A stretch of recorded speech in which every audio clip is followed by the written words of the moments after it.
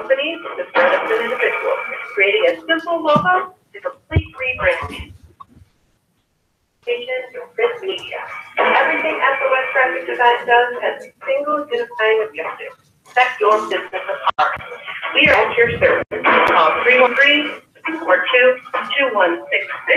That's 313-342-2166 or online at www.sosgraphicdesigns.com. The unity and rebuilding fund. We often hear how we need to unite and build our community. Well, we're actually doing it. You can help by distributing $5 per month. That's right, $5 per month per member of your household. You can take your contribution and use the bank. Make the deposit to account number 0838-46314. Or to wire your contribution, the account number is 043-838-314. The routing number is 072-403-473. If you prefer us to make your deposit for you, make your check and money order out as follows. Unity and Rebuilding Fund. P.O. Box 21385. Detroit, Michigan 48221. If you have any questions about the Unity and Rebuilding Fund, you may call the Smithman directly at 60786-9742. 01-786-1332. Our present and future are our responsibility. Support the Unity and Rebuilding Fund. Thank you for being a part of it.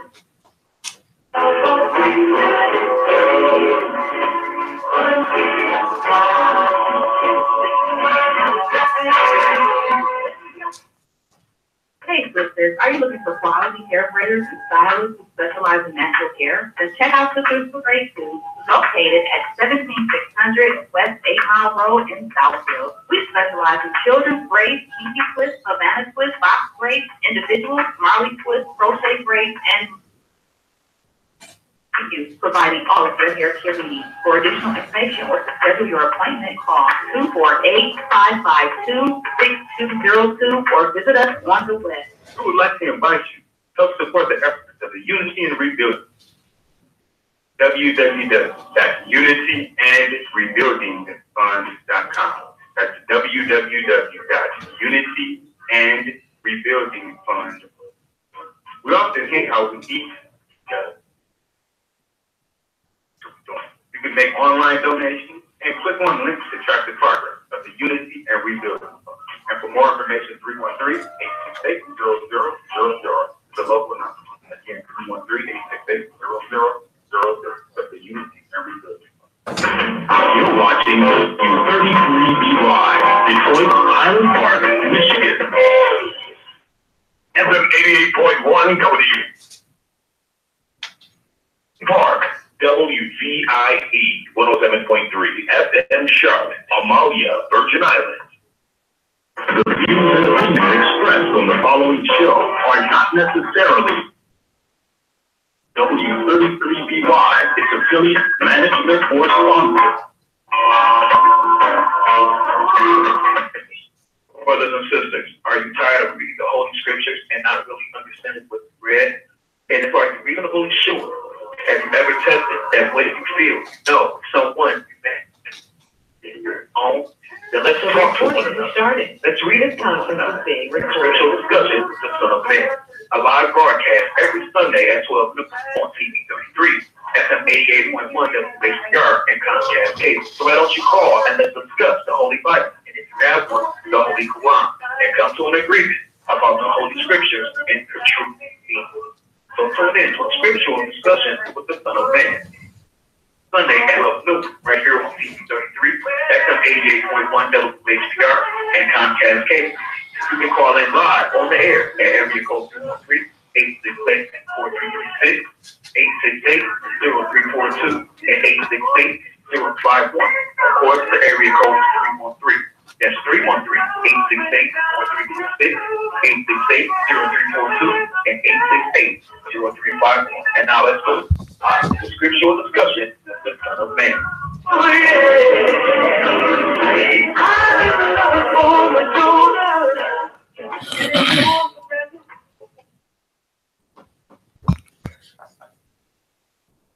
In the name of Allah, the Beneficent, the Most Merciful, the Truthful, and the Most Just. I greet all of you once again who hunger and thirst for righteousness. I greet you with the greeting words of peace. May Allah's Assalamu alaikum. I want to say to our technicians and whatnot, I would like those commercials redone or whatever so that you can hear them without it being broke up. Now, I'm assuming that it's not the phone company doing this. I notice every time you give out our number, it fades out. Every time you talk about where you can do with the account, it fades out. Every time you give them the pertinent information, it somehow does not come out. And I'm getting sick and tired of that. And I know it's not the technicians. Now,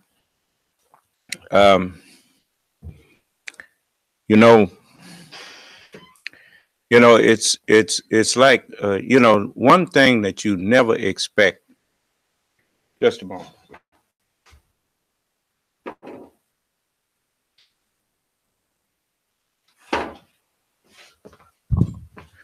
One thing that you never expect to see is a lamb growling. Sheep don't growl, as far as we know.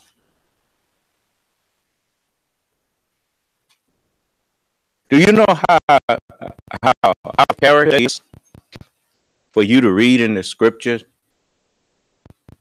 about the wrath of the lamb?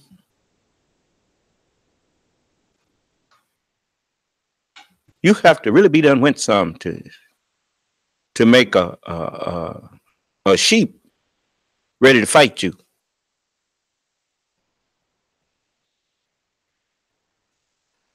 So all you white people on this planet that don't think you done inflicted enough harm on black people, I'm gonna fix you.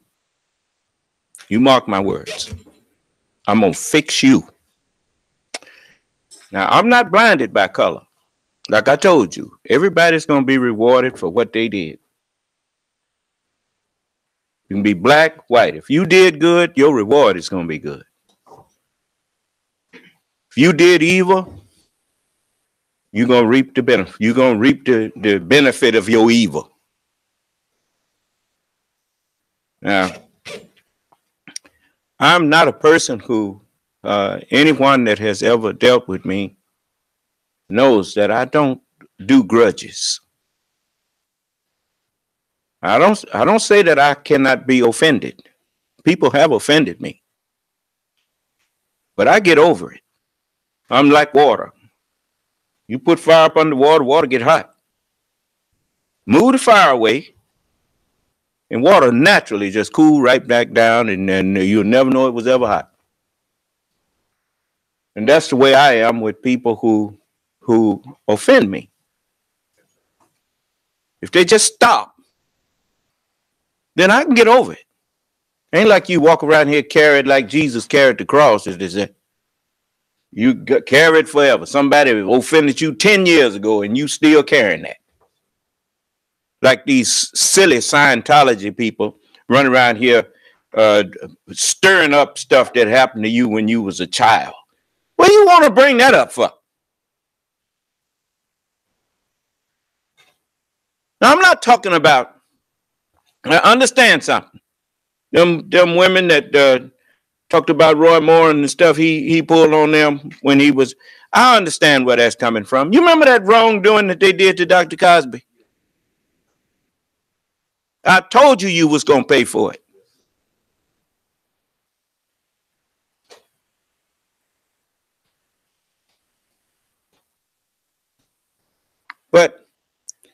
But it's just like with me. I don't still harbor stuff that was done to me when I was a little ignorant child.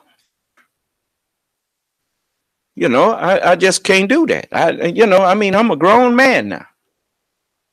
I look like going back to something you done to me when I was 8, 9, 10 years old. You know, so if you waiting on me to bring it up, you will be waiting. Because I don't think it ain't worth that to me. I ain't that scarred. My scars healed, just like the scars on my hand from what I hit myself skating. I can't even hardly see it no more. But I got scars, but they heal if you don't keep aggravating them. So, I don't go there.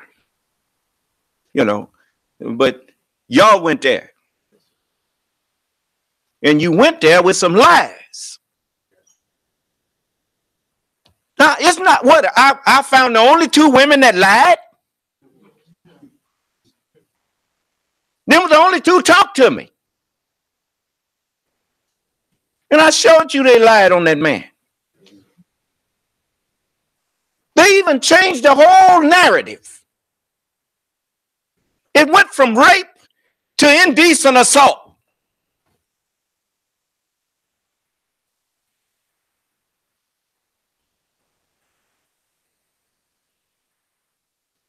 There's some wrongdoing people. And you black people out there too. You was in on it.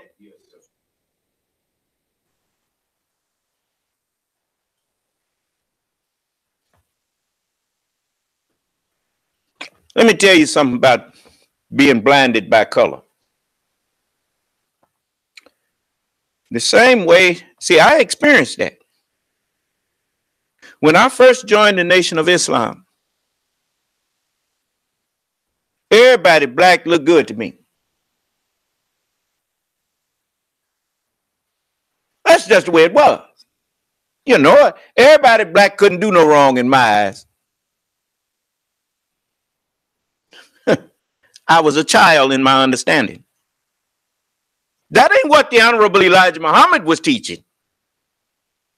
That was my understanding of what he was teaching. When I was a child, I understood as a child, and I spake as a child. So, like I told you, I've been to some rodeos before, so I know what I'm looking at. That's why Allah let me experience so many things. First must he experience many things and be rejected of this generation. It said suffer many things. Suffer many things mean experience many things. Oh, I forgot something before I get into this. Many of you have disagreements with me or got something you think you need to get off your chest. Because I want to be able to talk to you, and I want you to be willing to listen, I got to be willing to listen to your whatever you displeased about, So let me give you that opportunity now. You have something that you want to take me to task about, feel free to present it.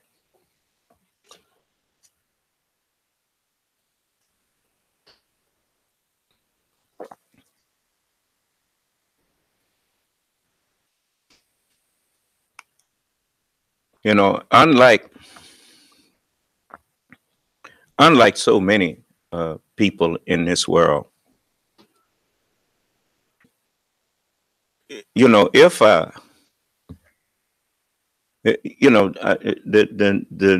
the average person, when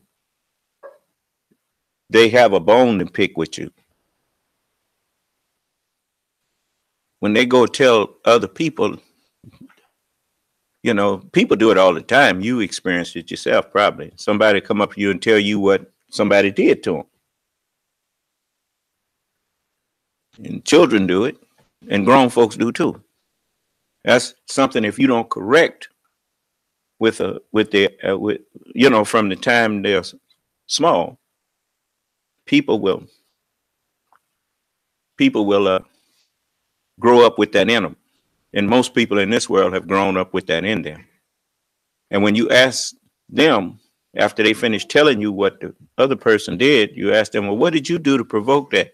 First thing out the first word out their mouth is nothing.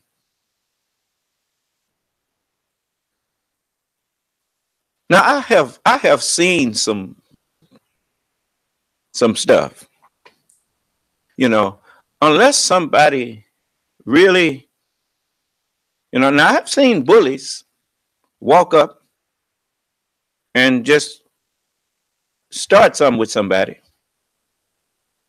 that, and the person didn't do nothing to them. But even then, the bully will make up something. Do you understand? You know, say, what you stand over here at me for? What was you looking at me for? He'll bump you and say, what you bumping into me for? Something.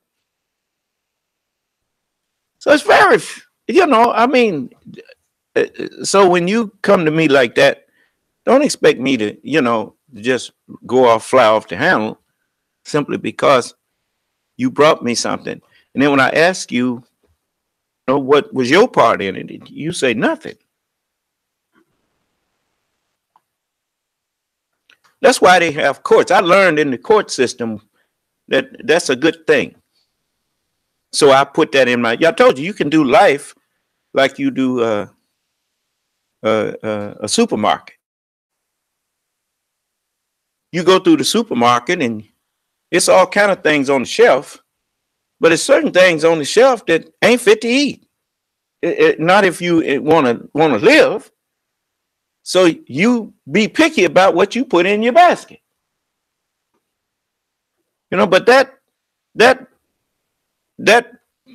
part of the system that I grew up in, which is the United States of America and the civilization, where a man or woman have the right to face those who accuse them. And be presumed innocent by the judge until evidence says otherwise.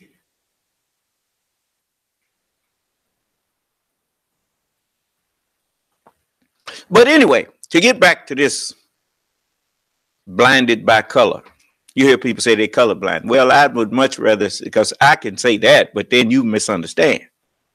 But blinded by color, because most people that claim to be colorblind, they lying.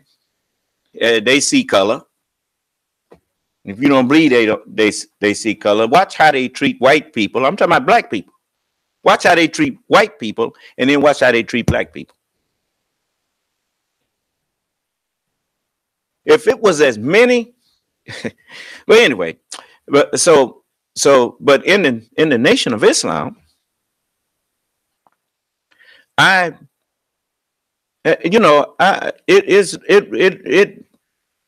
really took a load off of me to find out wasn't nothing wrong with being black.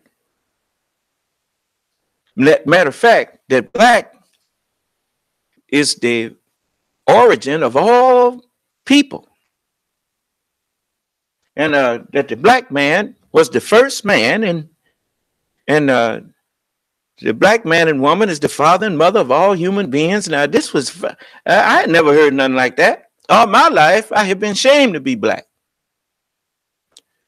You know, until even when the Black Pride movement started in the 60s, around the early 63, 64, 65, when we started saying I'm black and I'm proud and that kind of thing. I didn't know where that teaching came from. I didn't know that was the Muslims, the Honorable Elijah Muhammad. I didn't know. I had never heard the term Muslim. I had heard of a man named Malcolm X, and that was just in passing. And so I was, I grew up fighting if somebody called you black. You know, I mean, didn't nobody want to be black? We had a saying: if you're white, if you're black, uh, get back. If you're yellow, you're mellow. If you're brown, stick around. And if you're white, you're right. Now, that's what we used to say. Not in that order. If you're white, you're right. If you're brown, stick around. If you're yellow, you're mellow. And if you're black, you get back. And so people could call you nigger. And that's where we used to talk to each other. We used to say, hey, nigga, where you been? And you know what I'm talking about. Some of y'all old enough to know what I'm talking about. And you know, you act like the word nigger just fell off somewhere. We shouldn't say that, and now let us shut up. But anyway, that's the way we used to talk to each other. But if you call somebody you black nigger, that was you about to fight. Well, that's the truth. If you said black nigger, them was fighting words. Well, if you just say, what's up, nigga? And nobody said nothing. So when I got out of the Marine Corps, I mean, we had special handshakes and everything. The brothers did in the Marine Corps. You know, some of the Army brothers did too. We was with the 101st Airborne over there in Nam. And the brothers, you know, we had power sign in. Sometimes we would do our little handshake and hit it all with the knee and give me some power and that kind of thing. But when I got back stateside, you know, I was just black as I could be, you know, and you know, black and proud. And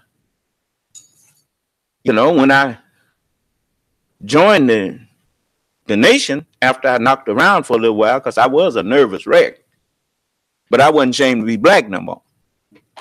And then when I joined the nation and found out that God is black, I said, well, good gracious. And you know, well, that sounds good to me. And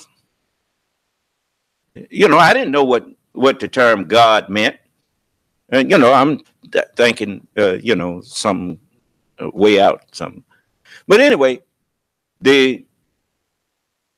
but I came in and I began to grow, and everybody black was good as far as I was concerned, and everybody white was bad.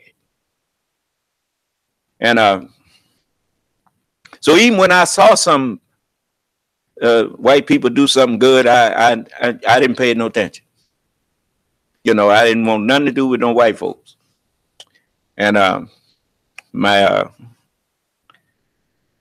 brother and them asked me about Aunt Francis and Uncle Kenneth. I said, well, they devils. And and so I went through that phase. And as I listened to the Honorable Elijah Muhammad, I remember in the Muhammad Speaks, the Honorable Elijah Muhammad put in the Muhammad Speaks, pay your debts.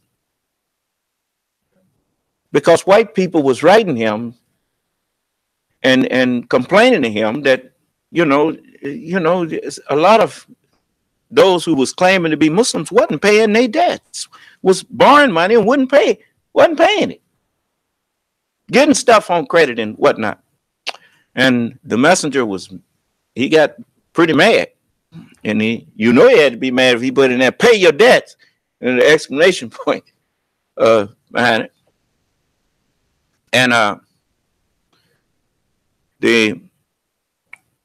as I started, you know, like Brother Donald, he tried to pull my coat. And you know, at that time, I wasn't gonna hear him saying some of the officials wasn't right and that kind of thing. So you know, when he kind of hinted that you know, somebody wasn't right, that was an official, that didn't set too well with me. And so I told on him. And because I've always been true to what I say I believe. If I tell you I'm with this, I'm with it. And there ain't no faking and going on. That's why I left church, because I couldn't fake it. I didn't believe like that. I wasn't going to live like that. So I left. I didn't pretend. I just felt like I wasn't righteous because I wasn't living according to what I couldn't do that. And, but anyway, as I began to grow, I started seeing that there was some of them who looked like me just wasn't right. I mean, and when I joined the nation, I thought everybody was righteous. I mean, you come in, and you don't realize these people just came off the street just like you. You don't go to the hospital because you well. You go there because you sick. So when I started seeing all of these, I saw some brothers still trying to kick the habit of drugs and stuff, and they got off. But I said, man, these fellas got issues. Everybody got issues. And maybe I wasn't into drugs, but I had issues too. But you start seeing that, white people ain't had no monopoly on evil. And so you even one of our scientists was the one that taught them that, who made them that. And the messenger taught us that. And when he, in 74, when he said at Savior's Day that he said, if you say, there goes the devil, then don't try patterning yourself after the devil. Show the devil that you are a righteous person, because he's watching you for such. The scripture does say, the wicked watcheth the righteous and seeketh to slay him. Now, most people thought that meant seek to literally kill you. No. Then when the devil was trying to slay Job, he was trying to make Job stop being righteous. That's what God told him. You can, everything that he have gone, take it from him or whatnot. But don't you take his life. You ain't got no authority to kill God's servants. You got authority to test them. The only one he was told not to try to test was me.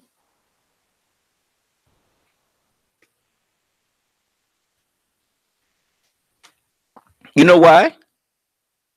Because just living in the midst of you after I had been made perfect, just living in the midst of you was the greatest trial that anybody could ever have. In the midst of, I'm the only righteous man on the earth. I don't need you come in here and call yourself testing me. Remember, what you think I asked you to point out my faults for?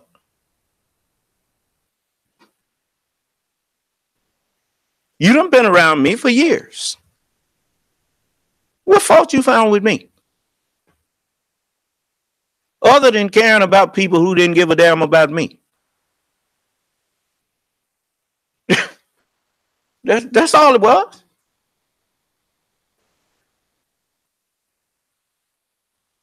I didn't put my family before you. I treated everybody like they're my family. And I still do. Sometimes even my family got mad. And accused me of not caring about them. They didn't understand me. What? I can't care about other people. That mean I don't care about you? Let's show you. There ain't none righteous. That's why Allah had to create one.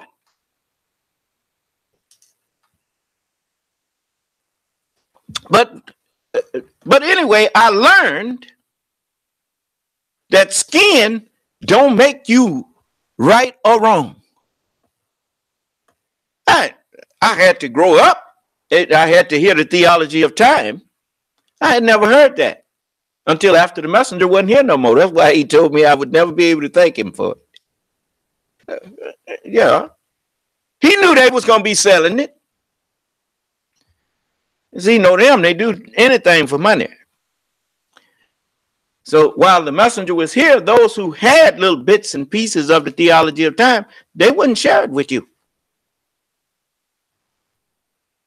You see? But after he wasn't here no more, and they figured that they had dumbed everybody down,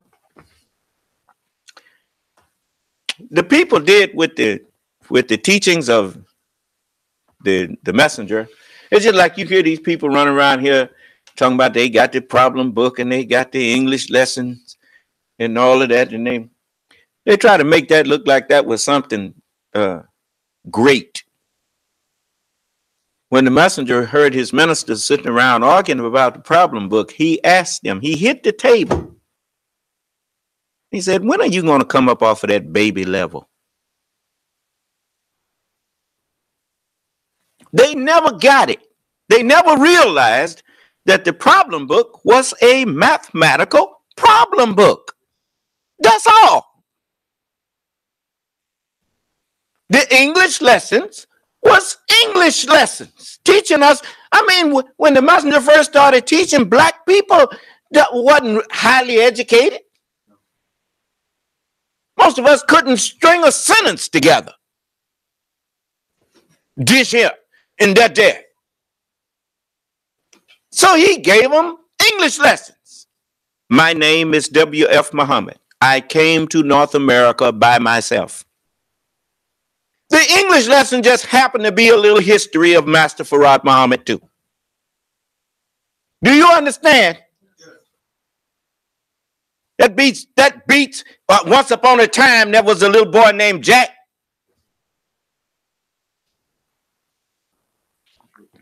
So anyway, if you disagree with me, now I know there's many of them out there that was in the nation too. And if you disagree with me, it's okay. You can come in and discuss it with me. I'm not going, and in 3 years, I'll be 70 years old. So believe me, all that unnecessary hoorah over a disagreement, I don't need that no more. We can sit down and talk, and I can hear you and hear your what makes you displeased with something I say. Then I can tell you why I said it.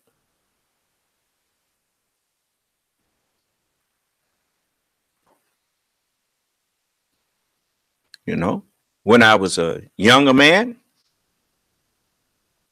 I was a little less knowledgeable,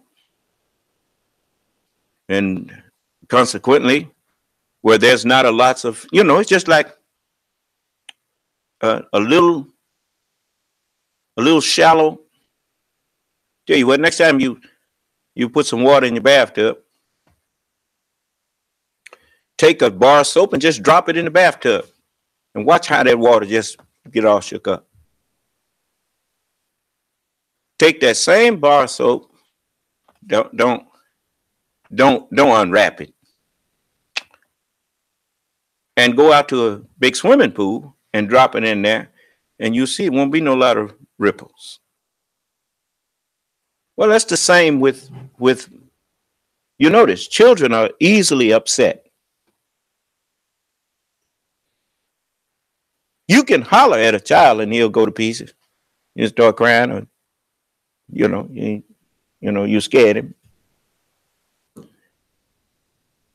because his mind has not a lot of knowledge of things. any little problem becomes a mountain to him. You know, you know. But as you gain more knowledge, it's like putting more water in a deep. You know, you know what the ocean is. The ocean is a valley filled with water. You see, and the mind or the brain of man, if you put all of the valleys together, those valleys filled with water, if they was ink, when man is in his proper state, he could take all the ink from all them valleys and write book after book after book until he exhausts those things. And he'd still have more to share while the ink done ran out.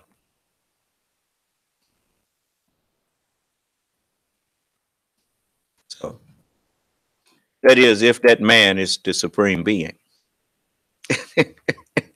so that is you know, in the Holy Quran, it says if all the oceans was ink and the trees were pens exclusively for the words of my Lord, and you brought the like of it, twice as much, surely the oceans would be exhausted before the words of my Lord.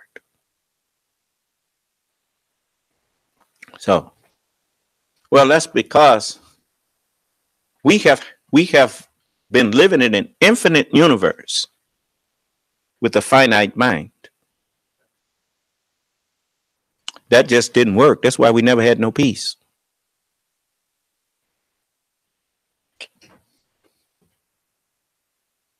But now that has changed. A infinite mind is now on the scene. And that mind is to be shared with every human being. That's, you know, we are now to become one. But now let's get back to this color thing. So because I was so busy looking at skin instead of actions and ignoring actions that I saw,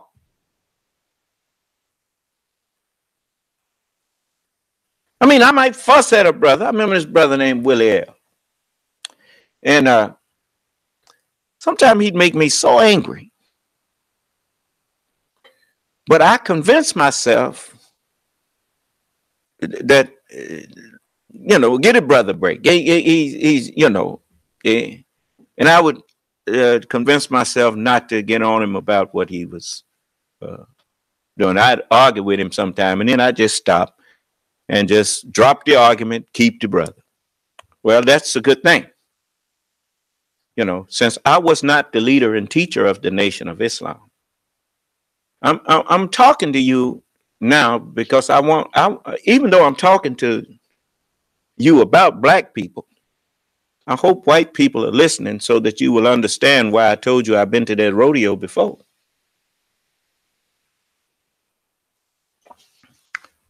Now,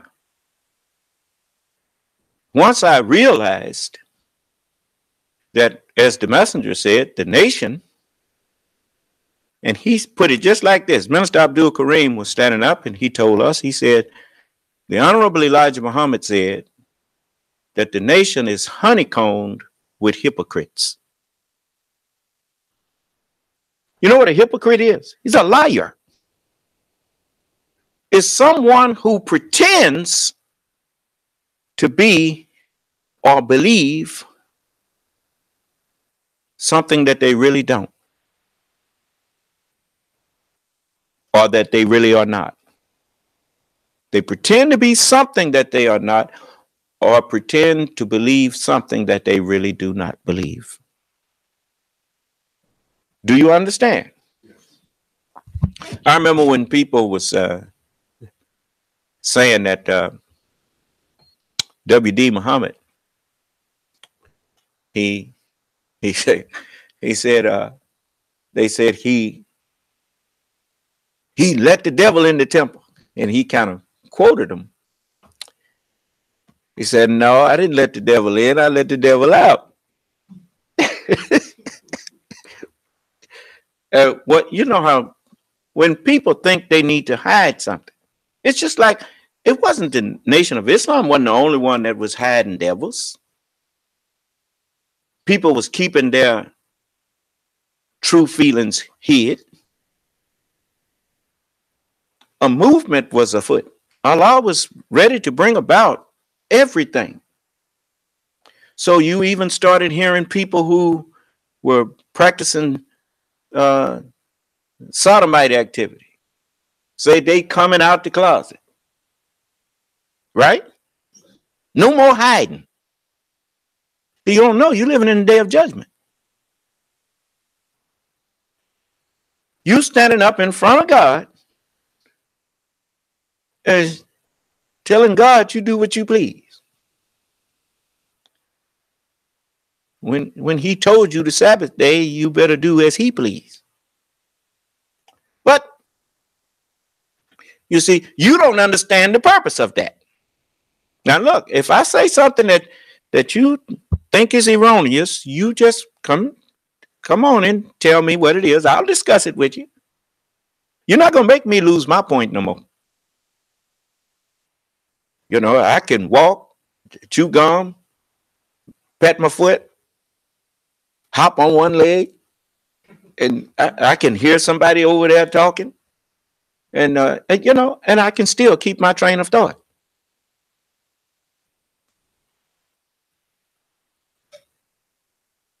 Because Allah is with me. So as we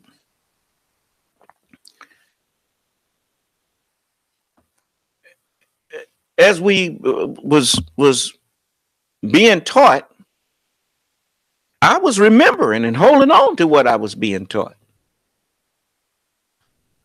You know, unlike other people, most of the time you always judge others by what you are doing. That's just natural. I was assuming everybody else was hearing what I heard. I was assuming that everybody else was understanding what I was understanding. Of course, that didn't last too long, because after a while, it was evident that everybody wasn't hearing what I hear. That's why that song became kind of relevant to me. That's another reason why I'm called a lamb. You know, it said, "Do you hear what I hear?" Said the little lamb to the shepherd boy.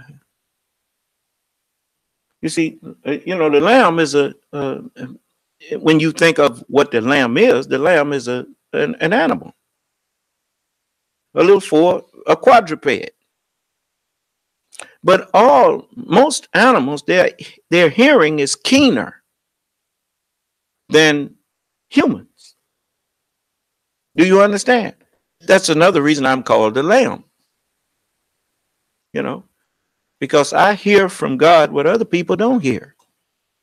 I hear from people, not just what they say, but I hear what motivated it. Allah have made me able to look into the depths of things and of people. And so that's one reason why I don't spend a lot of time around nobody. I've learned that it's certain things I don't want to hear, certain things I don't want to see, because it hinders me from, you know, like that song.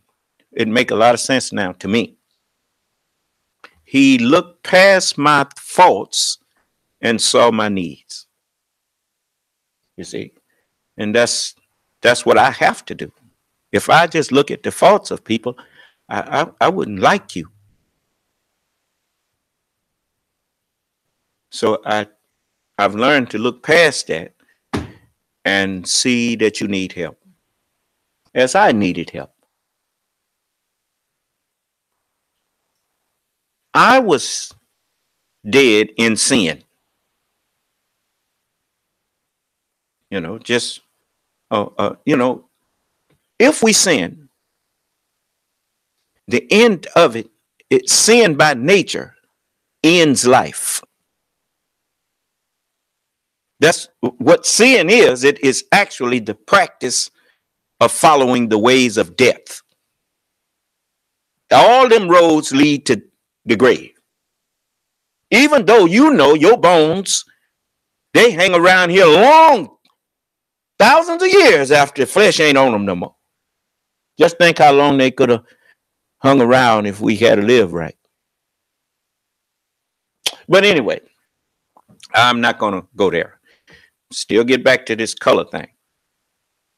So when the messenger wasn't here no more, and I saw how quickly people just went back. I mean, I've heard even Minister Farrakhan talk about how he went and he was in the club and had him a cigar and, and had his drink, and somebody said he was there and he was kind of embarrassed or whatnot. But the fact of the matter is, yeah, they went back. And so when you start, what I used to think was, as the messenger said, the black man is righteous by nature. Well, I thought that meant all black people, but it didn't. It meant that one black man that God said he was going to create. That's why he's called a rightly guided one. And that's me. You see? And you'll notice the things that I share with you, if I'm coming out of the scripture, you can't argue. And if I'm just coming from outside of the scripture, you can't argue. Because the things that I say are right. But I didn't just get it by magic. I've experienced a lot of things. And so I've finally got the message, as the messenger said. If you say there go the devil, then don't pattern yourself after the devil. Show the devil that you're a righteous person, because he's watching you for such. And if you say he's not righteous, he will tell you, I was not my maker. And he said, and that'll stop your mouth. Well, he knew it wasn't going to stop nobody's mouth but mine. But that's why he said it'll stop your mouth. Well, that's true. It did stop my mouth from all the time accusing him, while I stood up there and say, I understand that we made him. If you don't make a car go with a motor that will do 200 miles an hour and get mad at the car for being able to do 200 miles an hour. You get mad. If you didn't want it to go that fast, you shouldn't have made it that fast. Is that right? So you don't, somebody said, well, why are you junking that car? Why you, because it do 200 miles an hour. What? That's what you said you was making, wasn't it? Maybe that's not the best example, but it's like people say, well, we're going to punish this devil. Well, punish the devil for what? For being the devil? Who made him? That's why I'm offering him salvation. Because you've said yourself, God is a just God. Is it justice to make a person evil and then punish them because they were a good student of what you taught them? No, it's not. That's why all manner of sin and blasphemy shall be forgiven unto men. But now that the Holy Ghost is here, there's a holy mind standing here talking to you. Blasphemy against the Holy Spirit shall not be forgiven. Remember, I gave you a chance to point out what lie I told. I gave you a chance to show me that your understanding of the scripture condemns what I'm teaching.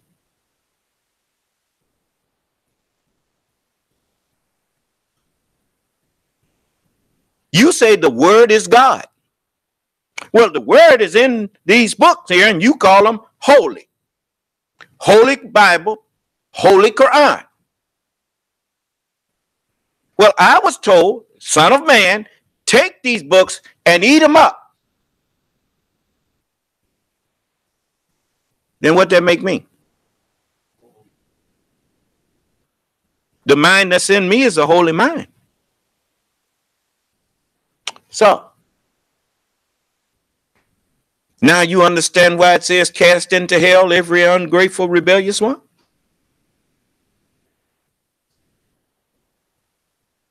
Blasphemy shall not be forgiven. Because if you hate me, you hated these words before you hated me. Because all I did was spoke to you with these words that's in the Holy Scriptures.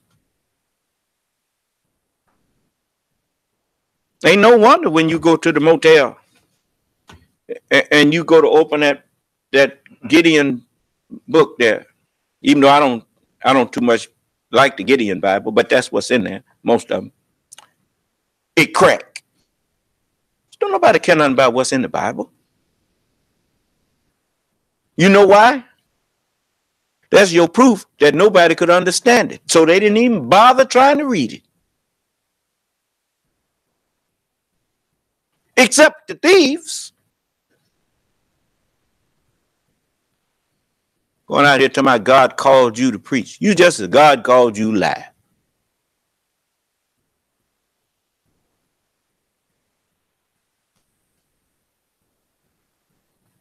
You jealous of the prophets and you wanted to be like them, so you appointed yourself.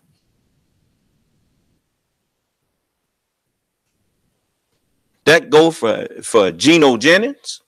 That go for T.D. Jakes. That go for all y'all who wearing these titles, imam, minister, reverend, or rabbi, or whatever you got. Jesus, that's one of the reasons they don't like Jesus. Jesus said, and be ye not called rabbi, for one is your master, even Christ. You see? But you want to walk around here pretending that you something holy. Then why every time you open your mouth, I hear everything but the Holy Scripture coming out?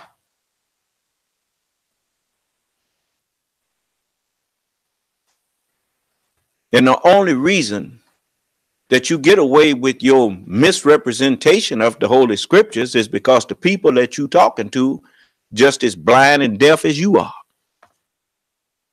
Otherwise, they want. It's like children sitting down pretending that after they learn the alphabet,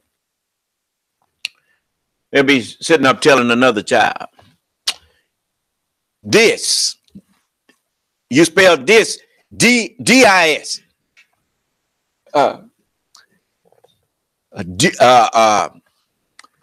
What's your name? My name Rudy. W-O-D-D-Y. Woody. Yeah. And even then, he don't even get that right. He just put some letters together and say, see, I can write, I can spell. But you You don't learn how to. You hear a lot of people talking about they taught themselves how to. You just taught yourself lie. You don't teach yourself how to read. The only one who did that was the originator. But everybody else, no, sir. Somebody had to teach you how to read. Whatever language you read and write, somebody taught you that. Now you go tell the lie that you taught yourself to somebody else. But you ain't gonna tell it to me. So as I was looking and listening to the teachings, the messenger starts straightening out things. In 74, when he gave that Savior's Day address, he stopped a lot of mouths, especially when he said there are white Muslims in America.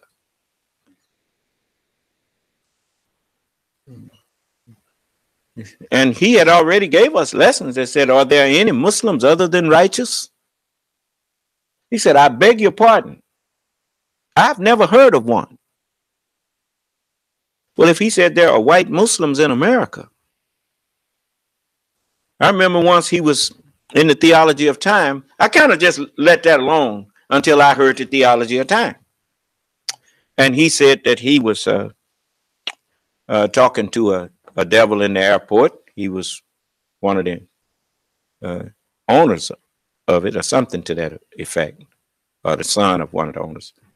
And he said, I was talking to a devil in the airport once, and he said, oh, not a devil, a Muslim. I caught it. I understood what he was saying. He was a white person. And he said, Mr. Muhammad, he said, Brother Muhammad, he said, I wish I could come to America and just fight for y'all. That's what the foreigner said about how they hated how we have been mistreated. And so I looked at, and I could believe it, because all you have to do is look at the history here. John Brown was killed because he was trying to fight and protect us. And he had other people helping him, white people. So, according to the history that I learned. So, you know, I'm too old now to be worried about what you're going to think about me for telling the truth. You know, if you don't like it, you can turn. If you don't like what I'm saying and you got something to prove that is wrong, I will hear you. I'll let everybody hear you. You know, because I didn't always know this. I didn't always understand this. So maybe I don't understand as good as I think I do. The only way I'm going to find that out is somebody who understands better come in here and show me. Right? So once I got past skin, and you know, that's what the Honorable Elijah Muhammad was actually, he said in the theology of time, he said, you go by his color because you didn't know who was up under the color. In other words, you know, I'm looking at them because we first put the corrupt mind in them. But remember, we gave them dominion. As in Adam had dominion over everybody, and he passed that mind on to everybody else. As in Adam, all died. Well, what did Allah say? Let's make man in our image after our likeness, and let them have what? And let them have dominion. Over what? Let's just cut to the chase. Over every creeping thing that creepeth upon the earth. Right? Okay. So the Holy Quran It says, die not, unless what? So everybody been Muslim. Because everybody was under the dominion of the devil, and we died. That's why you're forgiven. You say, how did everybody? I remember the messenger said, the first thing he did was declared all of us to be righteous. Die not, unless what? You're a Muslim. So everybody been Muslim for the past 6,000 years. But we are here with the new Islam now. You see? Islam for the past 6,000 years have been what you see going on. This wicked world, that's been Islam. The will of God is being done, which was the natural mind is supposed to rule and dominate. And the kingdom of heaven of all these 7 continents suffer violence, and the violent take it by force. How did America come into existence? They took it. By what? By force. Okay. Because we, at one of our scientists, he said he could make a people that nothing could defeat and use them to produce one that would bring an end to violence and bloodshed forever.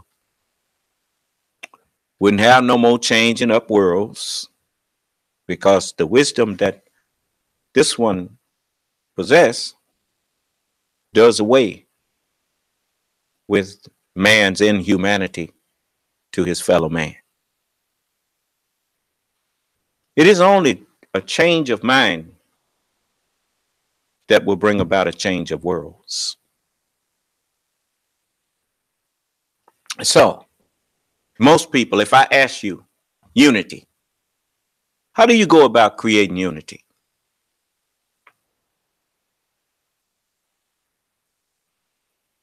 The founding fathers of America had a good start. But you never understood it. Even those who was helping do it didn't really understand it.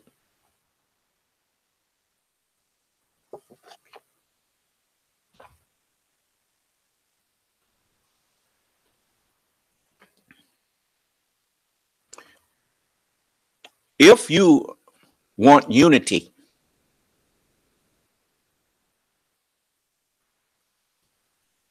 what is the best example of unity?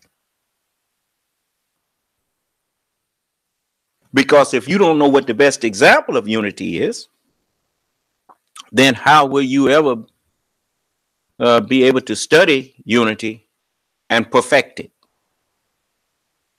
So now I want you to talk to me. Because even though you may claim you want unity, you don't always get what you want. There's an old saying. You don't always get what you pay for, but you will always pay for what you get. You've heard that? That's a capitalist statement. You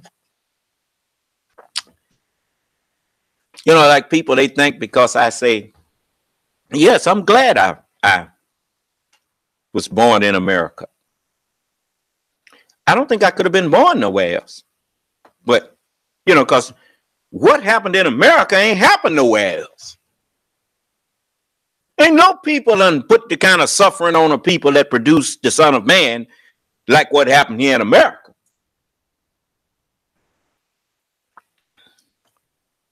It took some low down stuff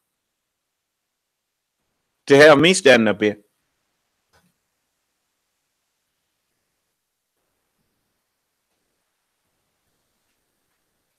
And so, what I'm here now, So, there ain't no going back. And if you ain't ready, well, it's a dreadful day for you. If you ain't ready for a change,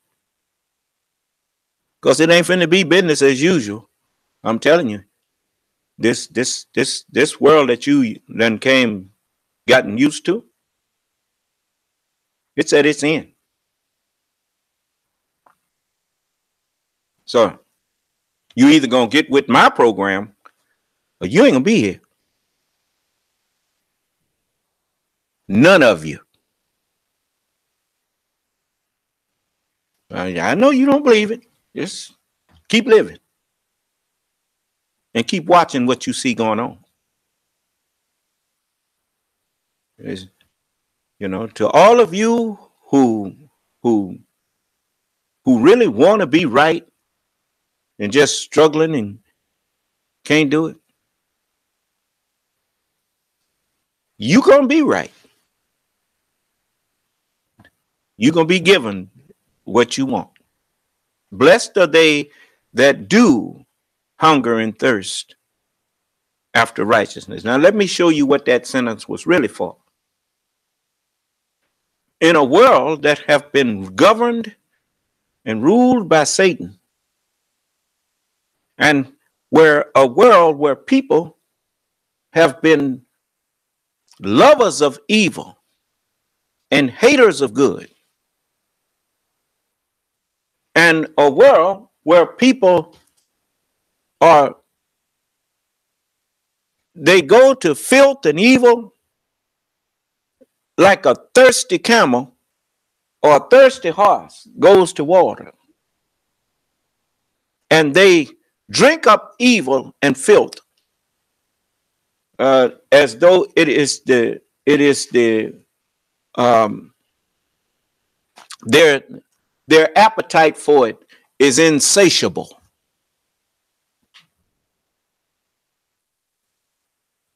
But blessed are they that do hunger and thirst after righteousness in that evil world, for they shall be filled. And the wicked, ye shall be hungry.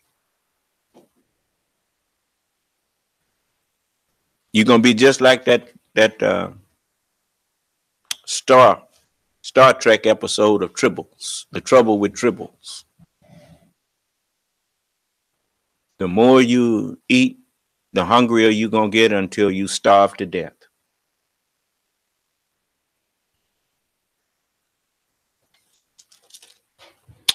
Anyway,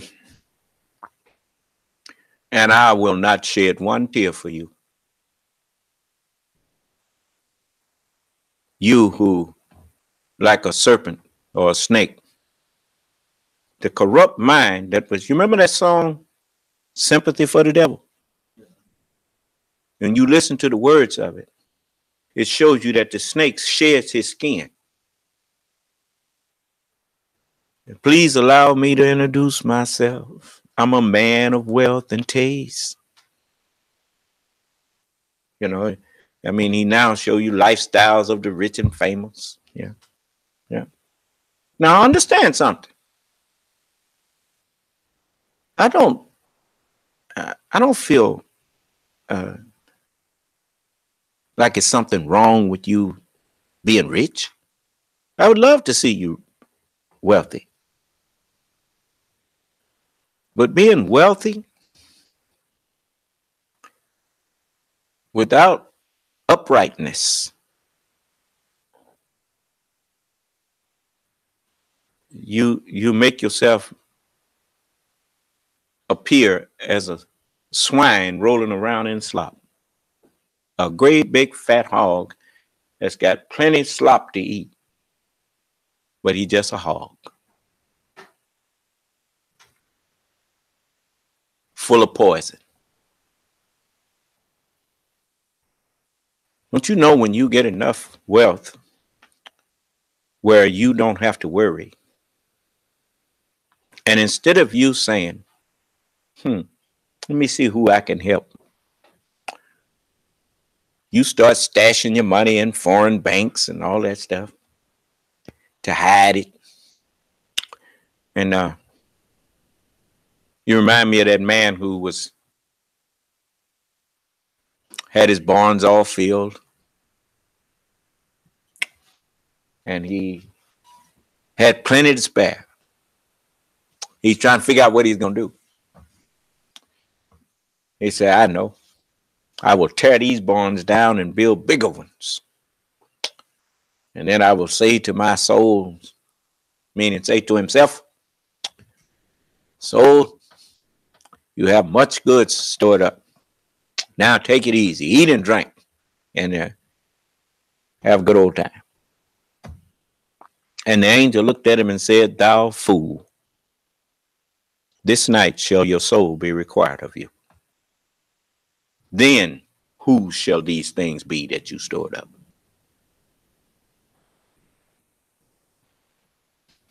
But anyway, so woe to you who are rich in banks and bankrupt in toward God.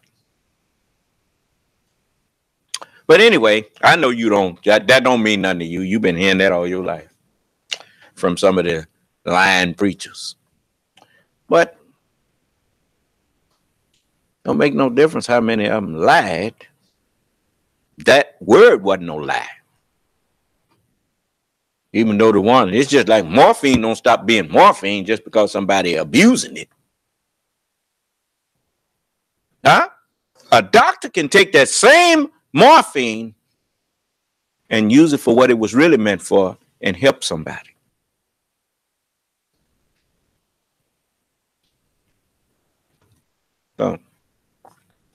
So I'm taking the same words that you took for a joke and took for a means of getting a free nickel out of somebody's pocket.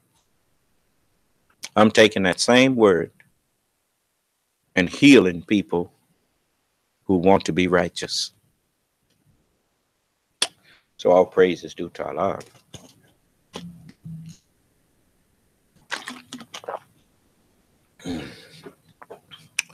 So now, so Esther, as I looked at that and start seeing, I got my blinders off. As the messenger said, I'm here to put your mind back into the scripture so that you can find the truth that I'm teaching. And when he said that you didn't know who was up under the color, well, the scripture says we wrestle not against flesh and blood. That's over there in Ephesians. Turn to it. It's for all you racists out here. That you can keep on trying to practice racism if you want them, but your days is numbered. Gonna put a stop to you in a minute. This is in Ephesians, the 6th chapter, 12th verse. It says, for we wrestle not against flesh and blood. Well, that do away with black and white, huh? But against principalities, against powers, against the rulers. We wrestle against minds. Minds rule. I will place a ruler in the earth.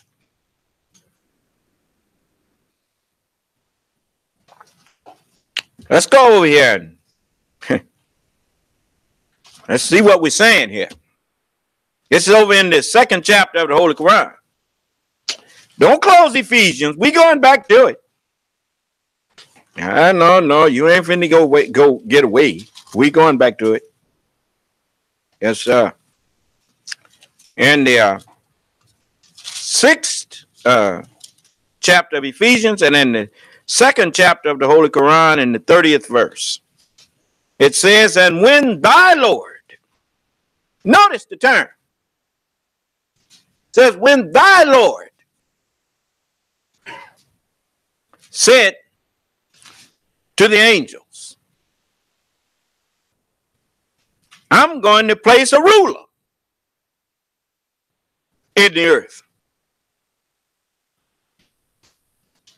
if you're going to place a ruler, well, then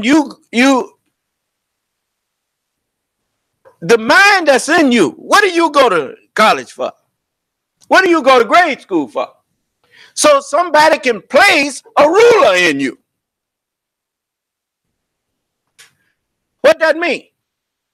You go to the Supreme Court for what? A ruling. How do they make those rulings? They make those rulings based on their understanding of the Constitution. Is that right? So when you go to school, you are learning knowledge that will help you make rulings on how things should go in your life. Is that right? I will place a ruler in the earth. Now, there was a time when you had 12 rulers. I should say 12 minds that collectively ruled the earth. They just took turns. Do you understand? And that's where you get the term 12 inches in a ruler. That's what the messenger taught us. Most people ain't never knew what 12 inches, why they call 12 inches a ruler. Well, he taught me why. Because the 12 scientists, they kept the supreme knowledge, the knowledge of God, in a circle of 12 men. And they would pass that knowledge from them 12 to students, or he said metaphorically, their sons. And that made 24. 12 major and 12 minor. 12 teachers and 12 students. And he called them major and minor scientists. Just like you see some of them here in the Bible. You got Jesus was a major scientist. And you see Isaiah and many of them. But when you look at the smaller books, you see they don't have much to say. They call them minor prophets, minor scientists. Do you understand? And so, as the messenger was teaching me on these things, he knew I would go into the scripture and find it, where the 24 elders threw down their crowns. You see, if you're wearing a crown, it's because you're a ruler. And so the messengers, you know, they were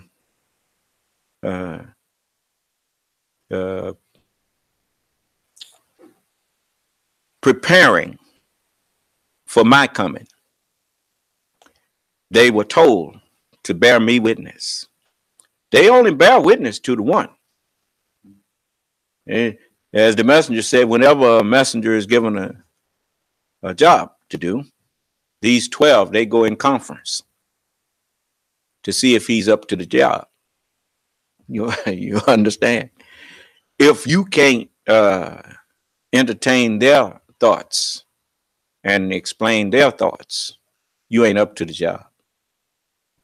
So they all bear witness that I'm up to it.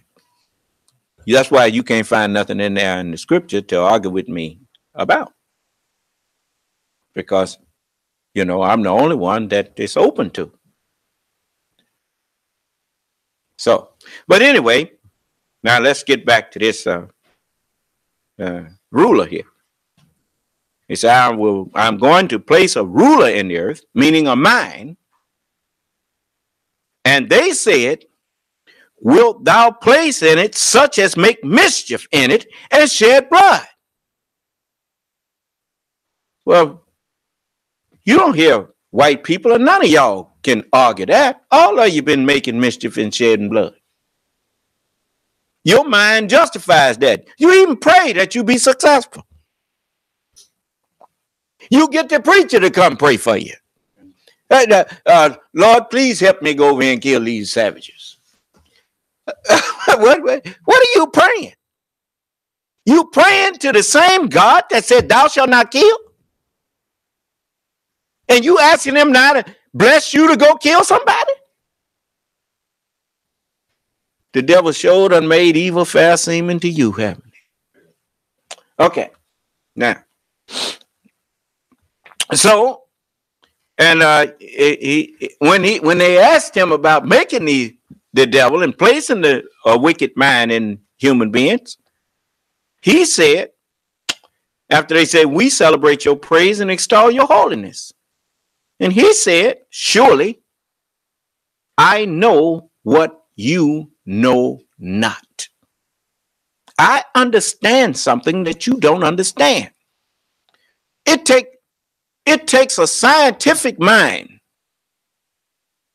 It's like Jesus when he was talking to Nicodemus, and Jesus was telling Nicodemus about being born again, and except a man be born of water and of the Spirit, he can't see the kingdom, and that can't enter into it. Nicodemus said, how can I being old enter again into my mother's womb? Can a man enter into his mother's womb and be reborn? And Jesus looked at him and said, And you supposed to be a rabbi, a master in Israel, and you don't know these things? He said, after he told him that, he said, we speak that which we do know. We don't speak things that we don't understand. And when you question us about it, you ain't getting mad. We speak that which we do know and testify those things that we have seen. And you receive not our witness. Meaning what? What is the point of lawyers sitting around at the Supreme Court? And whenever you enter into the Word of God, you at the Supreme Court. You know, you sitting up at the Supreme Court not understanding the language. You ain't got no business in there. Is that right? No, you ain't got no business in there. Huh? You coming up to even the Supreme Court of this land. You coming up to the Supreme Court telling them that the Fifth Amendment ain't fair. Wait a minute, man. We ain't here to question the fairness of the Constitution. If that's what you came up here for, case dismissed.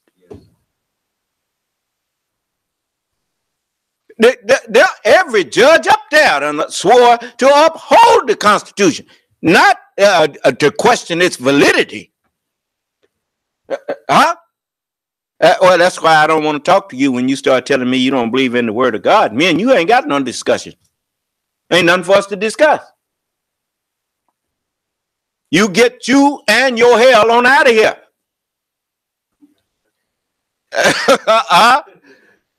Well, that's what that means when somebody tell you to get the hell on out of here. That means get you and your hell on out of here.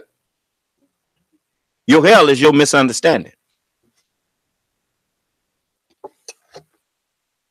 And if you don't think hell is misunderstanding, put a baby in a room full of uncooked food and tell him, okay, go ahead and get you something to eat. When he get through, he be sick.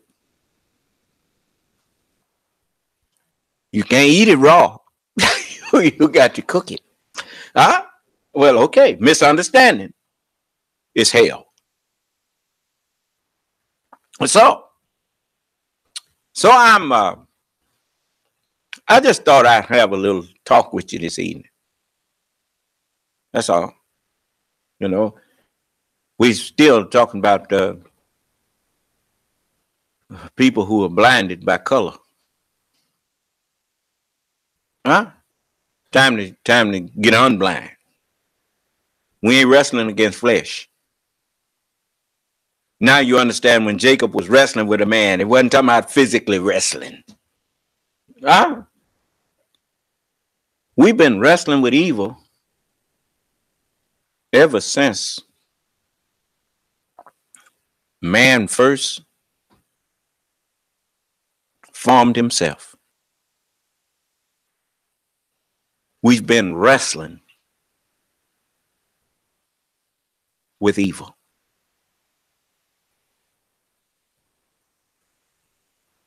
I mean, we could have fixed it where everybody just live and keep living. But why would you do that when you don't get along with others? Can you imagine the universe like the earth is right now? Everywhere you go, you see this kind of foolishness. No, we ain't letting you out there. Nope. We got better sense than to go out there like this. Not you. You'd like to get loose. But you ain't finna get loose out there. No. You're going to straighten yourself up. You're going to become upright. Then the universe is your oyster.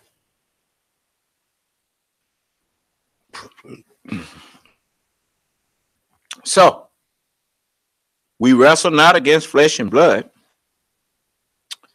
but against principalities, against powers, school systems, and authorities, against the rulers, the minds. That's got all this corruption going out here.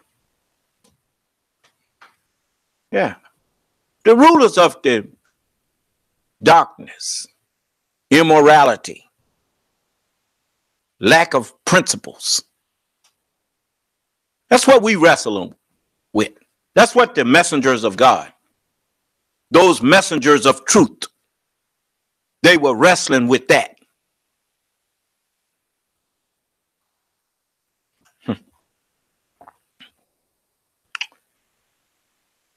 Against spiritual wickedness,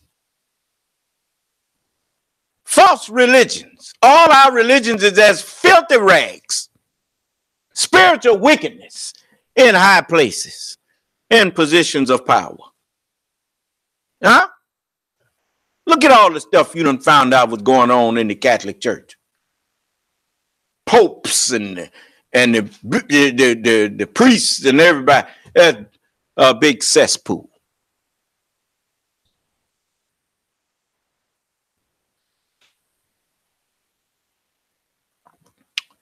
Can't have no world like that.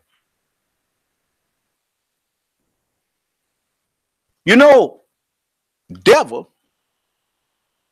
is one whose evil is not confined to himself, but affects others. I remember you see some winos. And I grew up around winos, grew up around drug addicts. In Watts, I saw some of everything.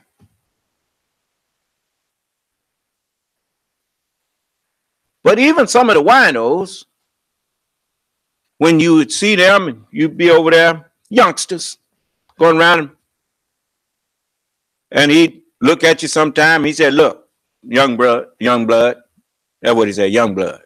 That's what he used to talk to us. He said, "Look at me. You don't want to be like this."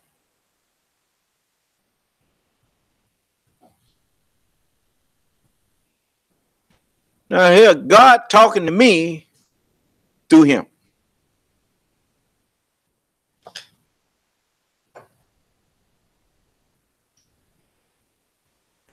He's letting me know, look, he know he's weak, but he ain't trying to put his weakness off on me. He's trying to tell me you don't want this.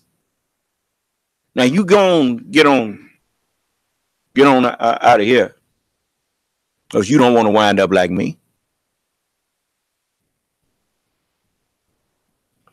So, but you got people who are so. You see The Walking Dead? You saw the movie The Walking Dead? Going around looking for somebody to cannibalize. What you think you all are doing? That's all you want is money. So you will you vote for legalizing drugs. Marijuana. Marijuana just the first step. Just like alcohol used to be something that Americans knew they didn't want. If you saw Elliot Ness, you saw the Untouchables, when Al Capone and all of them was doing that, bootlegging and stuff. And that all of these things the scriptures teach against. The scripture says, "O you who believe, avoid games of chance." Now, who was that Bugsy Siegel that set up Las Vegas? A gangster. And they turned him into a hero. Huh? Everybody love Vegas, huh? And what you do there? Gamble. I don't know if they still give free drinks while you're gambling. But there was a time when you could, as long as you was gambling, they give you free drinks. I think it got against the law. They rolling you, and you don't even, and you enjoying being rolled. But anyway, well, they say a sucker is more on every minute. Anybody think they can beat the house is a fool. So there's lots of us was fools. Is that right? Is that right? People mad at me. I don't care. Get mad. Show me that I'm lying.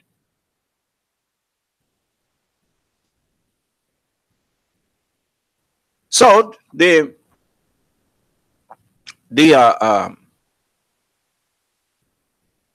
the Walking Dead,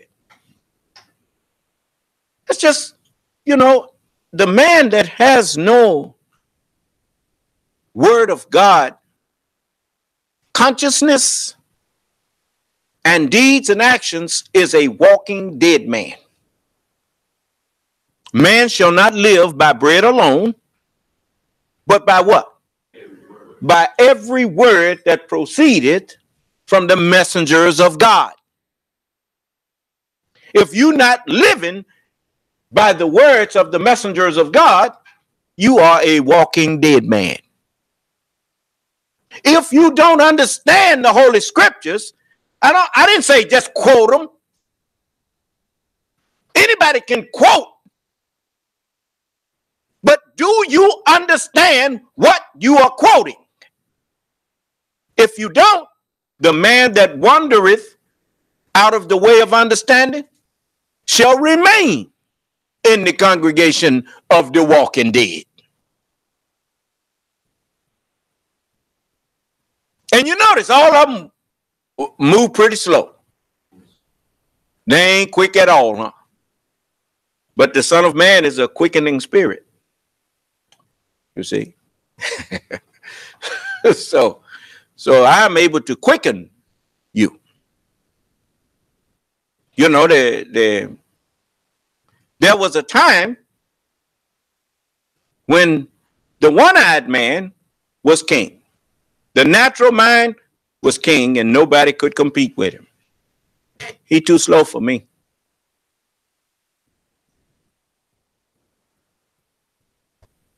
That's why you can't do nothing but sit there and listen, because you've been taught by the natural mind, but he didn't have nothing spiritual. So he's slow. You see? But I can quicken you. You see? I quicken whoever I want to. And that is whoever wants me to. Now, this you notice they cannibalize each other. What is a man doing that was you notice now it done got real to you. Now let me show you how blinded by color. Now all of a sudden that you see your white children and the white community being destroyed by drugs that you made. Now you call it a disease and an affliction. Now you showing some compassion. But when you was doing it and putting it in just the black community, it was okay with you.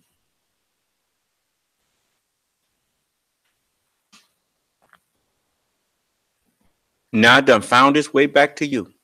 See, that's the trouble with starting a fire. I remember in Smokey Bear, that little cub that they saved from a forest fire, and they, named him Smokey Bear.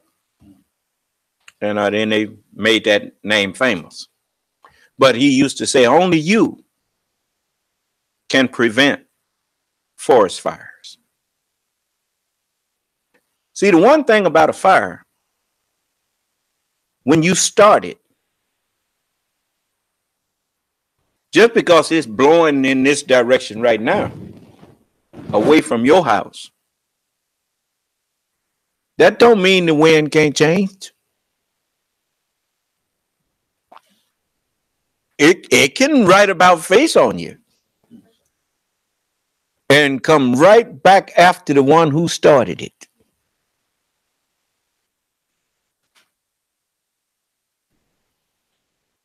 Now look where drugs is now. It's all up in Hollywood. It's all up in the White House. All up everywhere.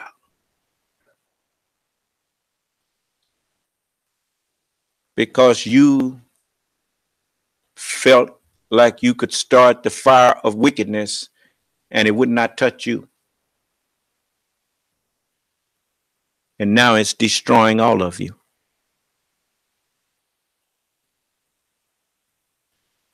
Wickedness don't care who you are and what you look like.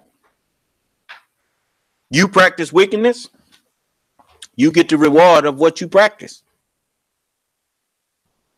You pay attention and learn wickedness. Now, you may not know you learning wickedness. Huh? It's just like when the youngster, when a fella asks, you see him skin popping or whatnot, and you say, hey, man, what is that? There's some bad stuff here, man. Say, let me try some of that. No, that's too much for you. Next thing you know, no, I can handle it. I can handle it. Next thing you know, you doing it. And oh man, this is nice. Oh yeah? Didn't you ever wonder why people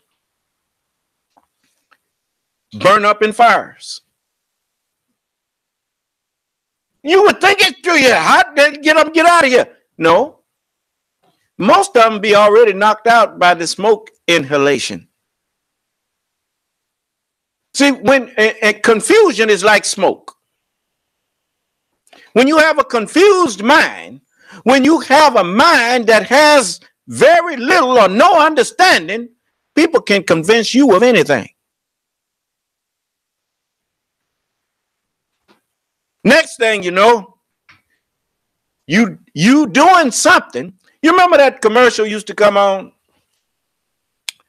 It says, this is crack. Here's a skillet. And then it says, this is your brain, and they drop an egg in there. This is your brain on crack. And it's egg cooking.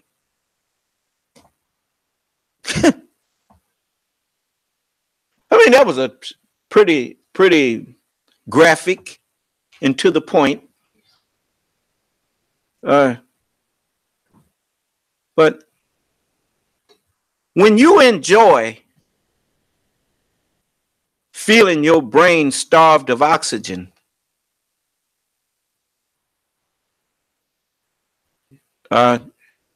it shows a real lack of knowledge on your part. You do know what's happening when you say I'm high. No, your brain is being starved of oxygen.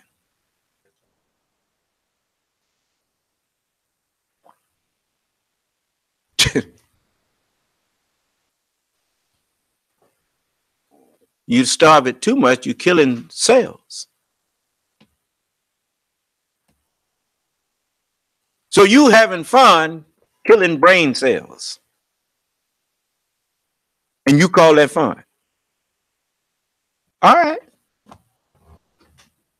Well, if that's what floats your boat, then you go right ahead.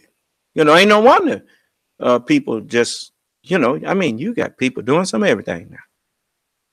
Ain't no wonder you got fools in charge. Look who voting. People that want to walk around feeling the effect of oxygen-starved brains.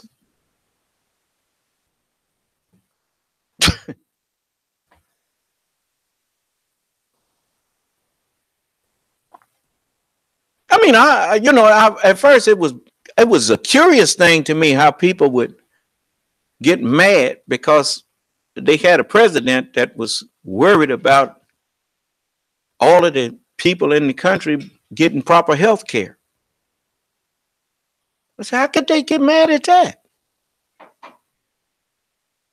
I know why now. They walking around with oxygen-starved brains. And so they make you hate the name Obama. And then instead of calling the health care bill the affordable health care bill, they call it Obamacare.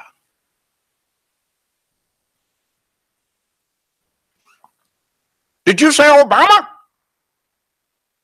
Huh. I don't want it. Good for you. Good for you. Good for you. Have some more of this stuff that will deplete your brain of oxygen.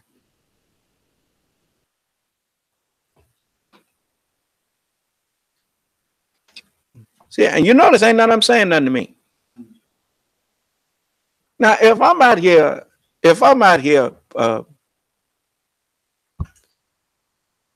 just spreading lies and false propaganda and all this, how come ain't nobody calling me on it? I mean, this is the open forum.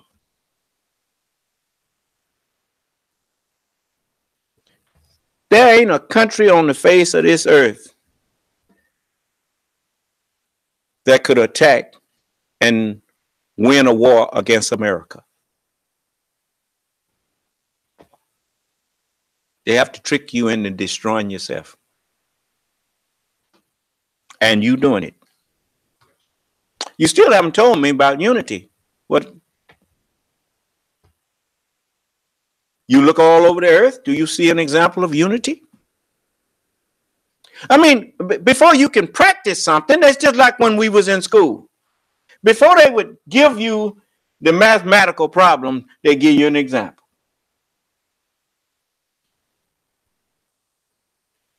Well, where's the example?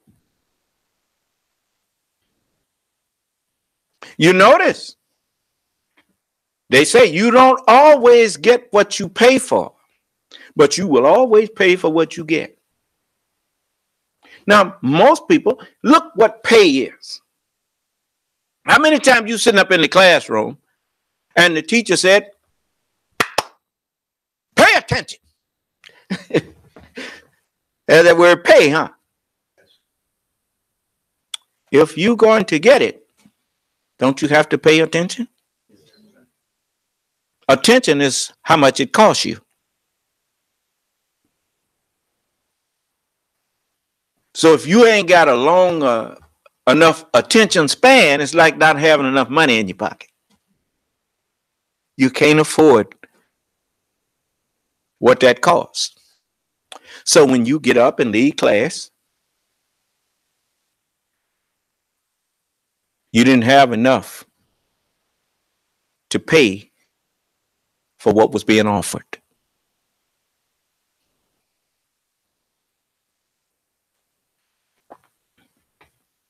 Now, the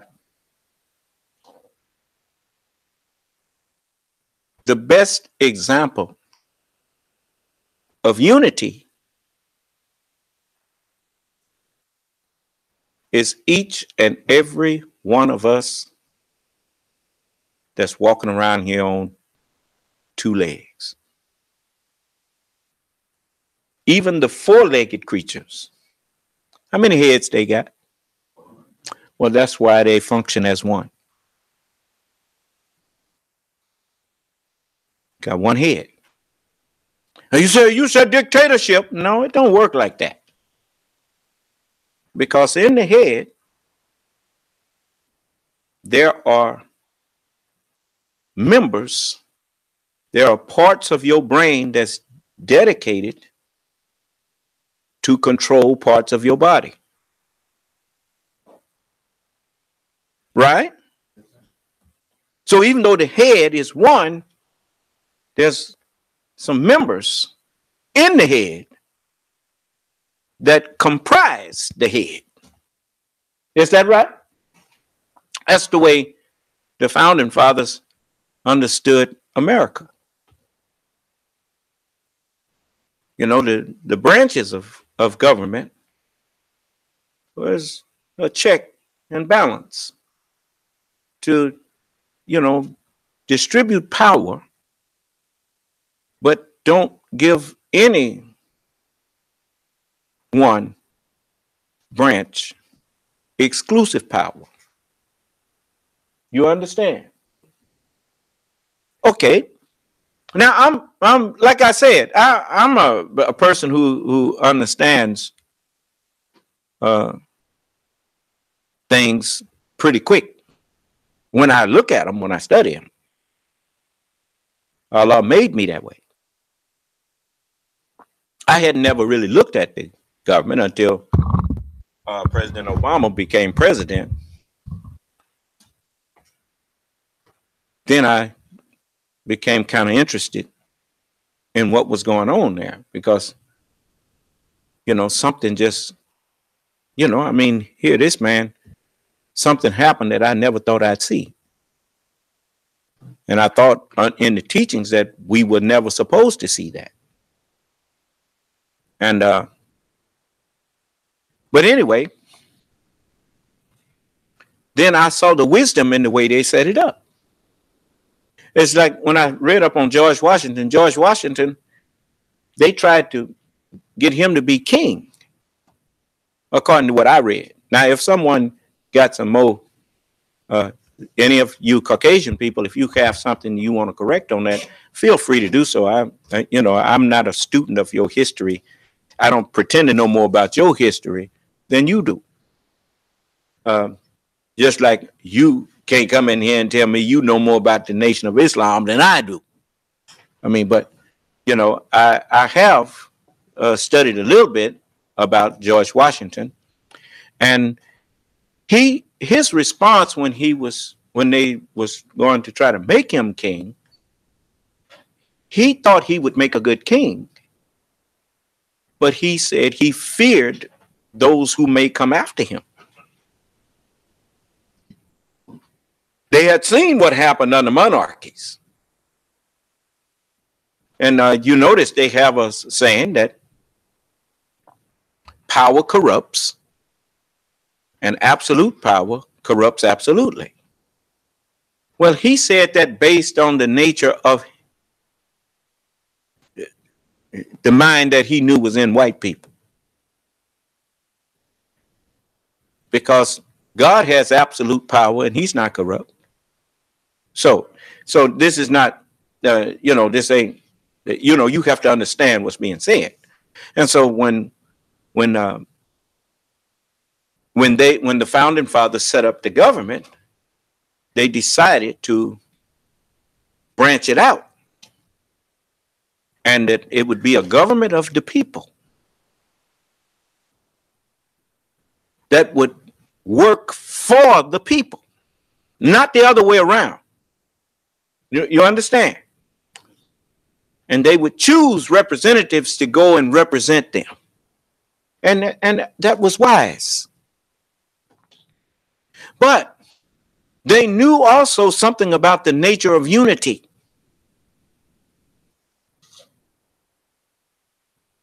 Because, it's just like with the Nation of Islam. The Nation of Islam was not just united. The Honorable Elijah Muhammad was our unity. The President of the United States is the unity of the American people. That's what's done went off the track now. The President of the United States is not supposed to be partisan, is not supposed to cater more to party than to the country. He's supposed to be like a father.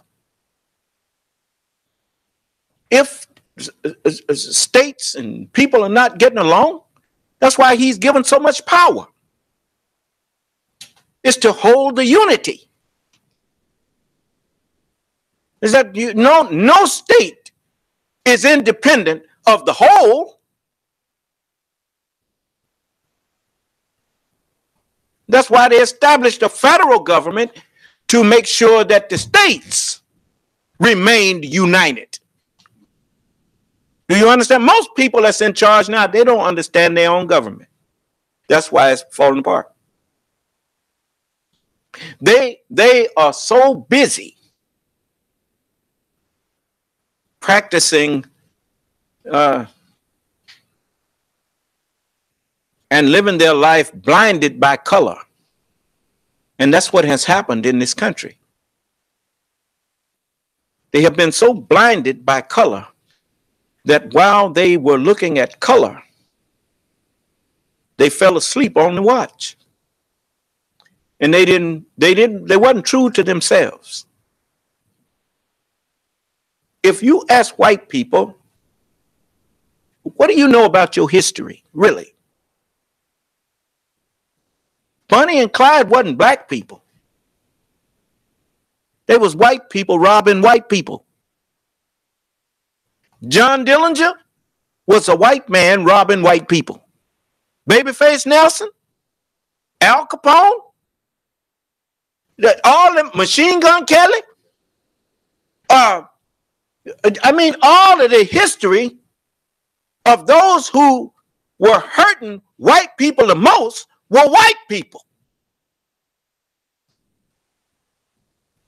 They didn't set this government and the police and the FBI and all of these things up to protect them from black people. They were set up to keep a watch on everybody, but especially white people. Why? Because they know themselves.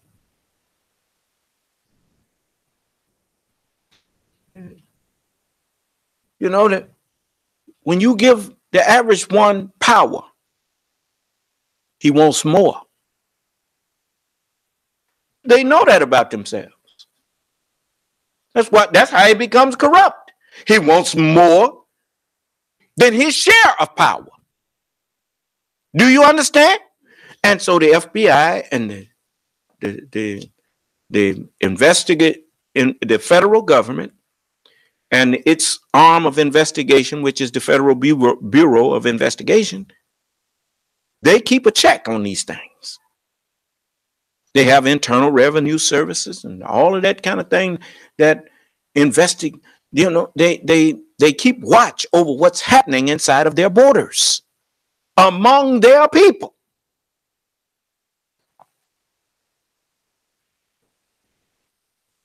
Grover Norquist stood up and told them that he won't reduce the government down to the size it could fit in a bathtub, and then they can wonder what we're doing. In other words, he don't want no government to protect America. He wants to be free to pillage, to rob, to steal, and turn America into a third world nation, what they call third world, and they can govern the whole world. They want more power than just America. They want the whole world. You understand? That's why I told them that you attack Mr. Mueller now. From now on, every time you hear one say something negative about Mr. Mueller, know this: Allah gonna punish you.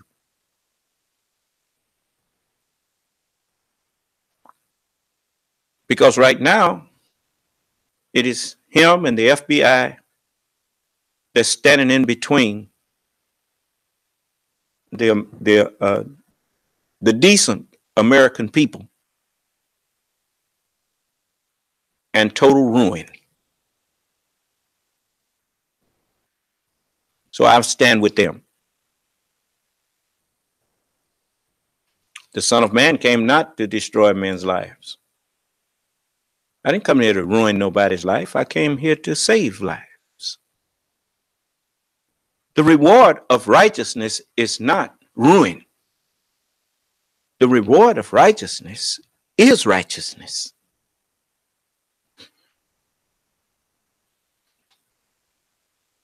Now you got people in the government of America being paid by the American people's taxes that hate the American people.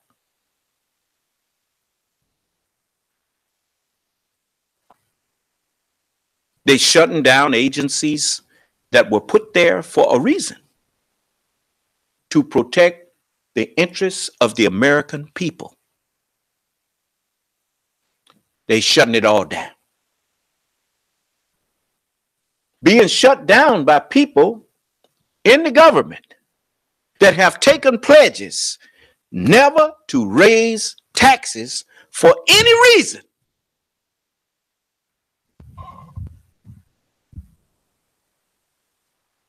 Even when America needs it for the best interests of its people. And they try to tell the American people that that's in their best interests. How's it in your best interest to not pay your bills? How's it in your family's best interest to not have affordable health care? How's it not in your family's best interest to remove? How is it in your best interest and not in your best interest, however you want to put it, to remove the environmental protection agencies that will not allow people to just, out of their lust and desire for wealth, to go around the country strip mining the country, robbing the polluting the air, polluting the lakes and rivers, and fixing it, dumping all of this garbage into the oceans. You don't think you need someone to watch that?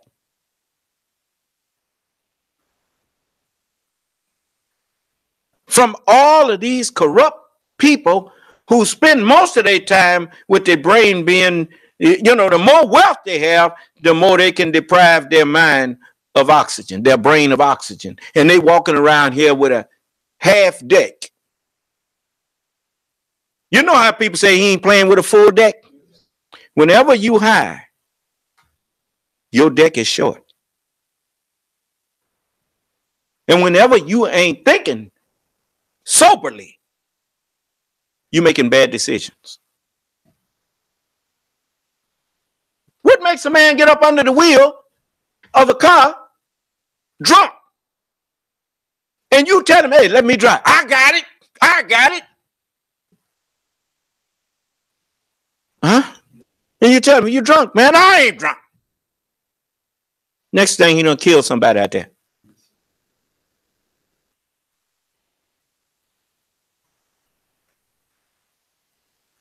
You need people like Mr. Mueller, who has a record of proving that he cares about this country and its people, and that he's loyal to this country.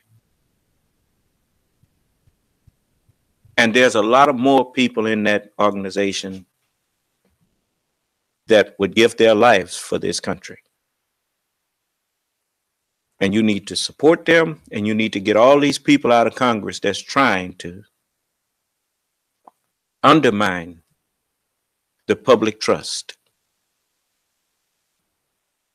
in those people of the Bureau, FBI.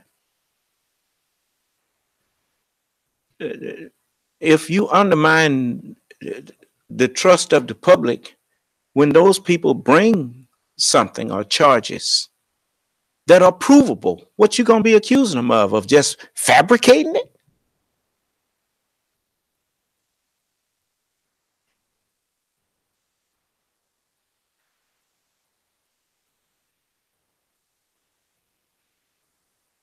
You let a liar get in the position where a patriot should be.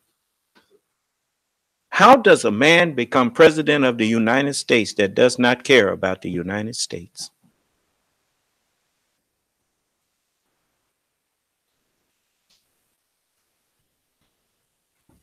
Notice, if you don't care about the unity of the United States, you don't care about the United States. If you're trying to disunite its people,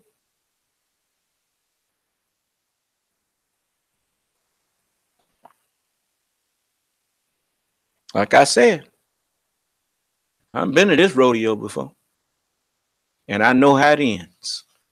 You ain't gonna like the end of it.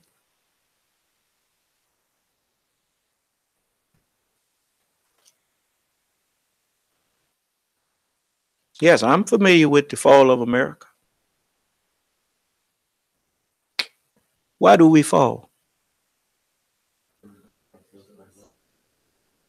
So you can remember how you picked yourself up before. You better pick yourself up again.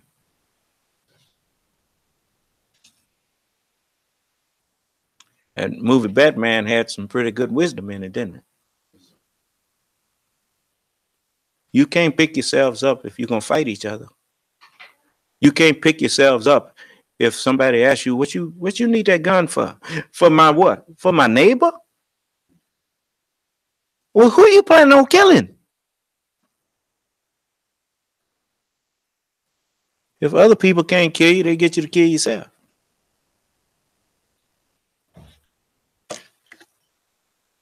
I told you I don't need you to die in order for me to live. The only death I need you to do is die to foolishness. Get some wisdom in your head. Now I want to say to black people,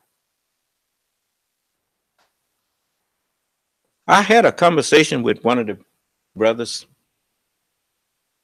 Boy, that time show went fast, didn't it? But I had a conversation with some of the brothers. No, that clock wrong. Okay. With one of the brothers, and he was telling me about how, some of our people, and I could bear witness to it because, I've heard our people say the same thing. They'll go and look at white people's community. I believe when I was younger, I used to think that way. And white people's community would be so beautiful and manicured. You go into their downtown area where their businesses and everything was. and everything. The sidewalks were nice and pretty, and the storefronts were always clean.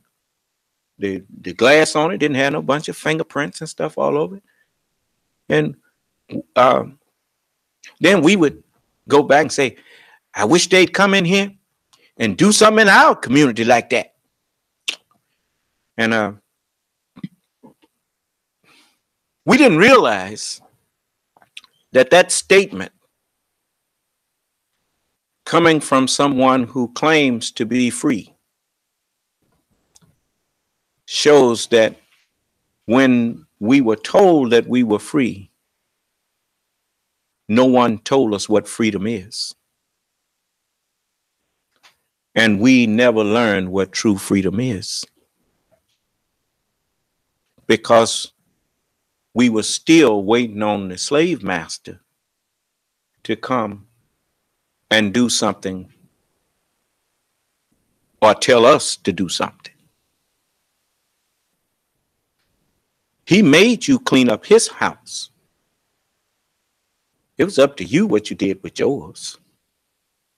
And yours, you didn't want to clean up because you was tired of cleaning up his, but he made you clean up his.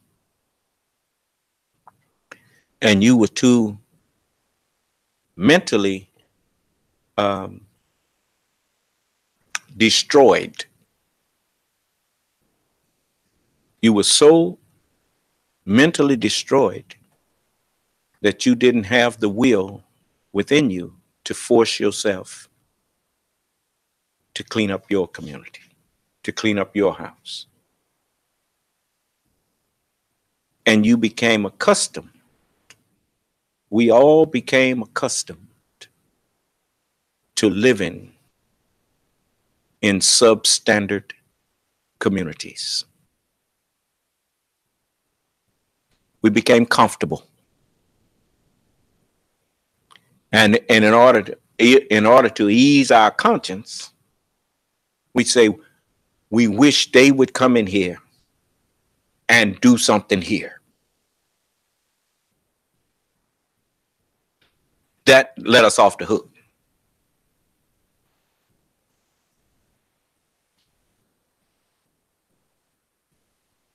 It's just like, wherever we are,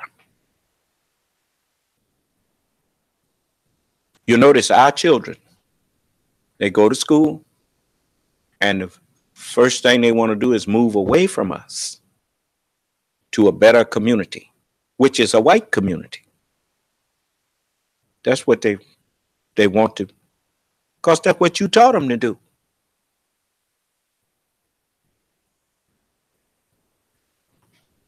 Yeah, children learn what they live. They don't learn what you tell them. They learn more from what they see you do than what they hear you say. You know why so many of our wealthy Black people are so selfish when they come to us? Because we taught them to be selfish. They didn't see you sharing nothing with nobody. Everything you ever had, you justified being stingy. They never saw you actually have real acts of charity.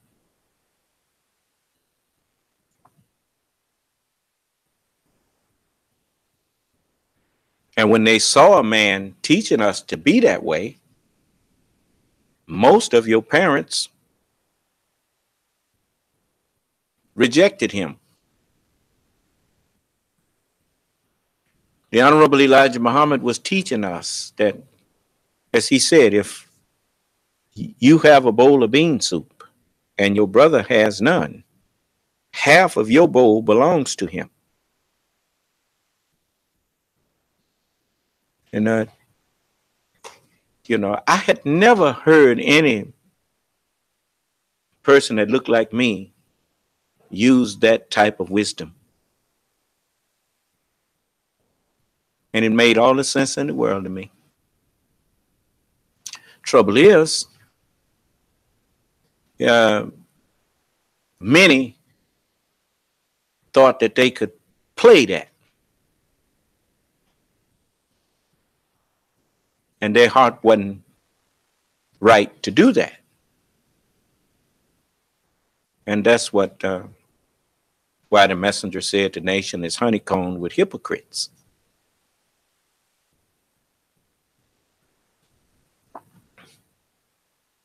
If we as a people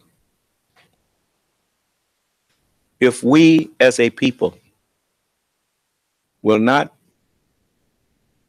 take charge of our children's education, if we will not take charge of our communities, we see what's wrong as a community,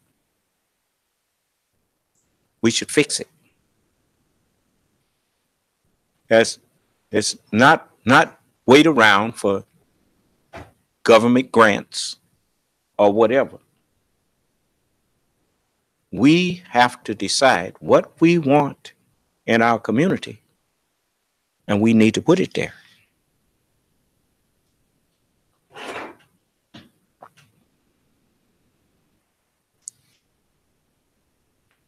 And until you and I do that, all we're going to do is pass on to our babies what was passed on to us. Another poverty-stricken mindset.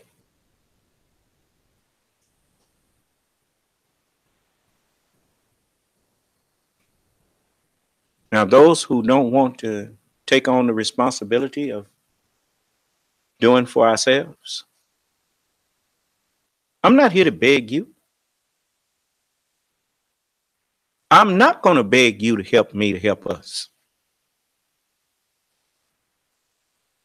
If you don't want to, goodbye.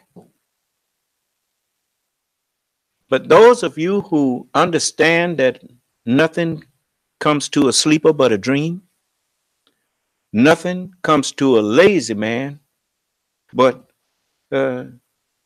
what you call, what happens? Atrophy.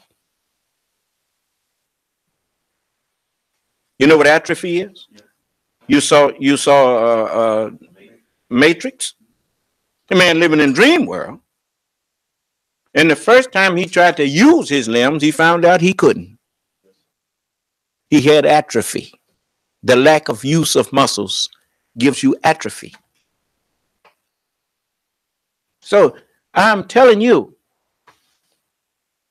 that I'm here for you. If you would help me, I will help you. I have a lot of wisdom in my head. You have the resources in your pocket to put the wisdom in my head to good use. If every black man, woman, and child in this country would just give me a nickel a day, y'all would see yourselves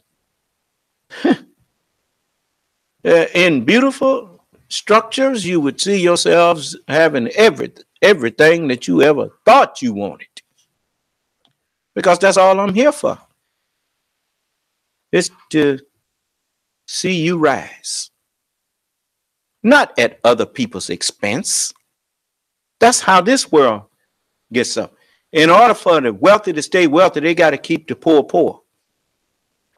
I don't need to keep nobody poor in order to have plenty. I know how we can all have plenty.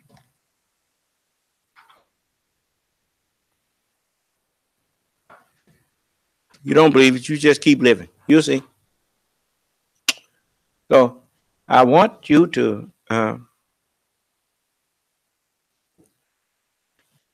stop sitting up talking about what you wish they would do. White people ain't got time to be over here cleaning up our community. They got better sense than that.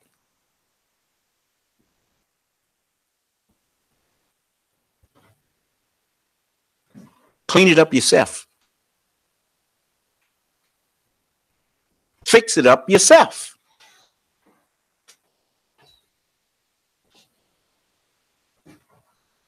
When you start building beautiful homes, when you start making your sidewalks pretty, I guarantee you, you won't want to throw paper all over the ground and walk around letting your children tear up everything when you the one fixed it.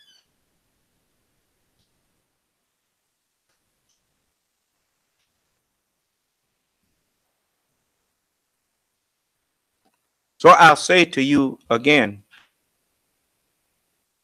you you and me, we are an example of how to fail.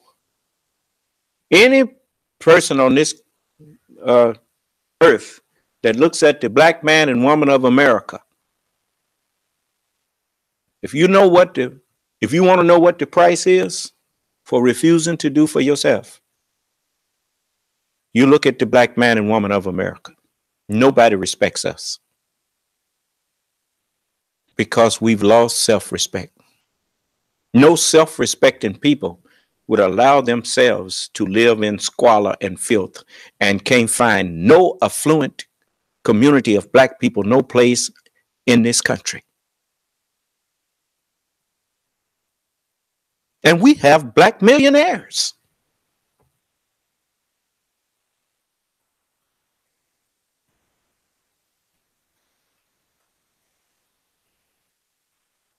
What, you let people frighten you into not get behind me? Won't nobody frighten you, and won't nobody bother you. Not if they want to stay breathing.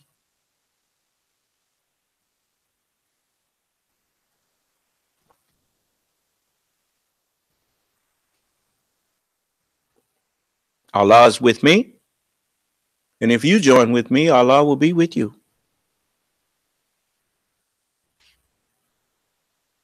And if God be for you, who can be against you?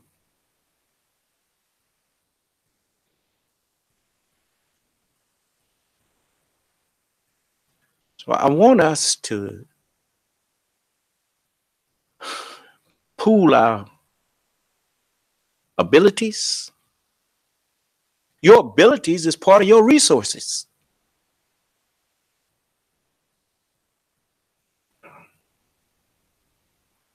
Give me one reason why you should not follow me.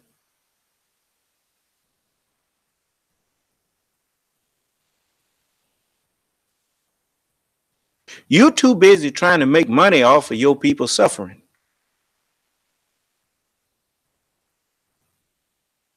Why do you always feel the need to sell your people the things that they need instead of just sharing the knowledge that you have with them?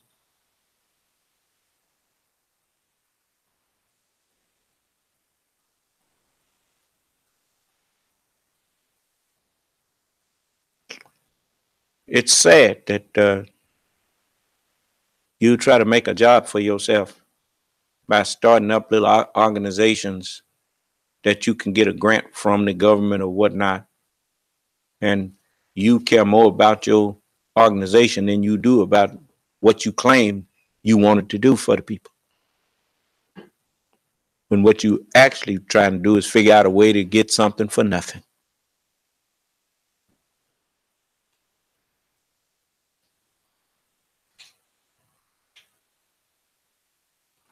You better get out of that.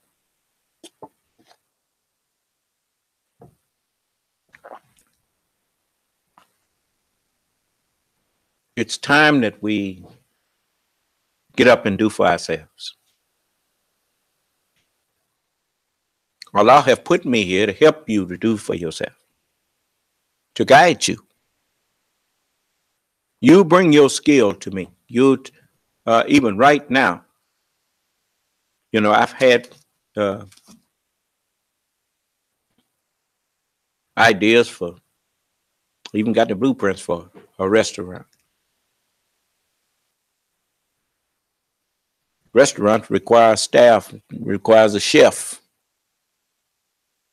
requires someone who knows how to run it. Not get in there hitting and missing and going on. You run it for white people.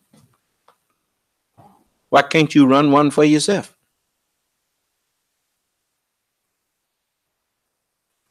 But I'm going to be showing you something in a little while that we still been doing. The money's just come slow, the Unity and Rebuilding Fund. I appreciate that little that y'all do give to it. But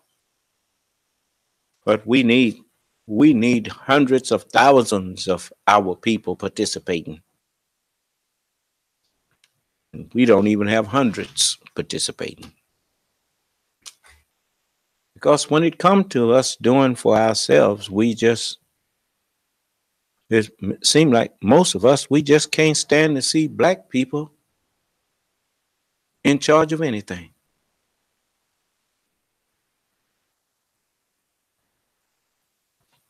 That's because you've been putting the wrong ones in charge.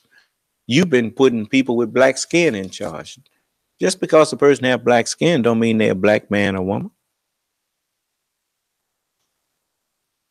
We need men and women. We don't need black boys and girls to be over us.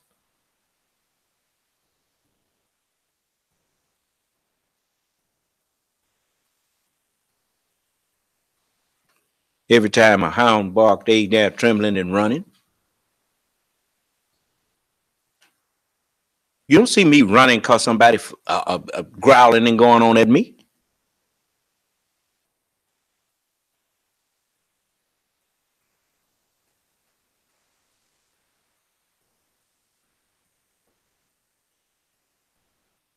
Allah don't choose cowards to represent him.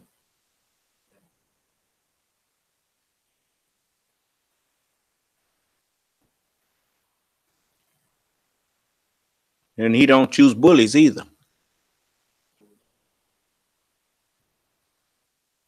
He ain't seen no messenger of God going around starting trouble with people.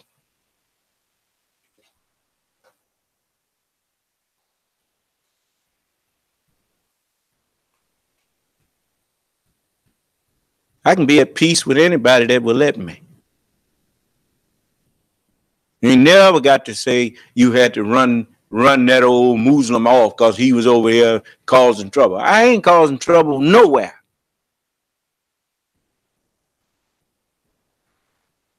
If anything, people be asking me, where you been? I ain't seen you in a while.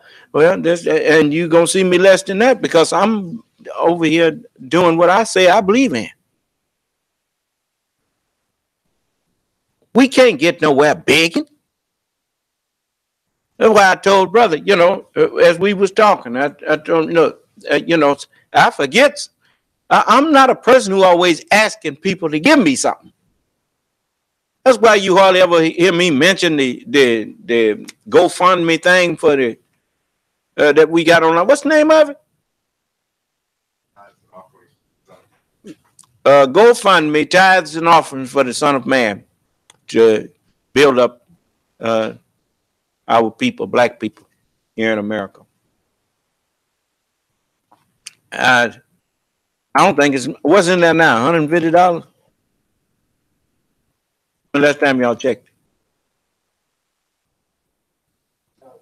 It's $250 in there now? Okay, well. I said I put that up there not for black people here. I put that up there for people in other nations that want to help us. And so I just want to make sure that you can't say that I didn't ask for your help. I did ask for your help. I just ain't always up here remembering to ask you every time I come up here.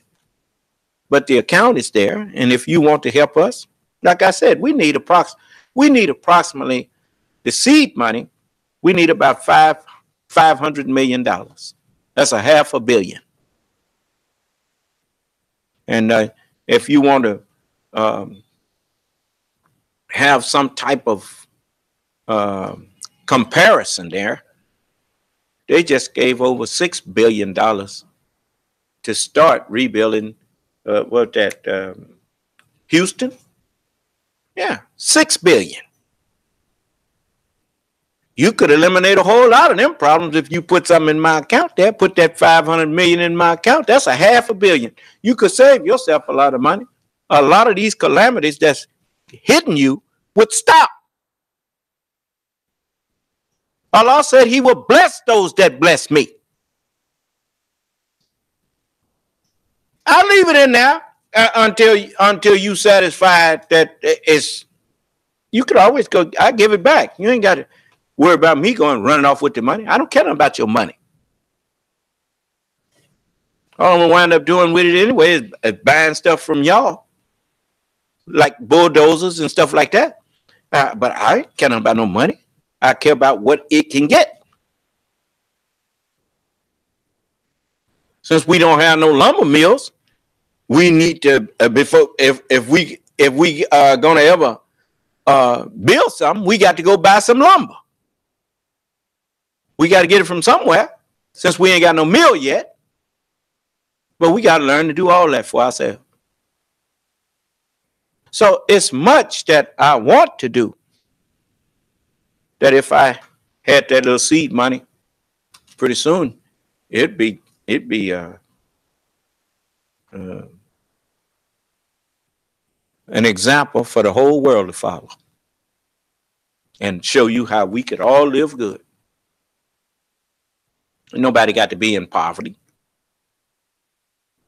but you're not happy unless you can look at somebody else. Can you imagine being so miserable that you got to remind yourself that you are blessed because you got plenty by looking at somebody who's sleeping on the street? Do you know what that says about you? That when you see poor people, it reminds you of how blessed you are. Why do you need reminding how blessed you are? Thought all that money you got should have reminded you. Because it don't make no difference how much money you have if you have no character, if you have no morals, if you have no spiritual enlightenment, if you don't have any scruples. You're like a pig in a mansion. It's just a big pig pen.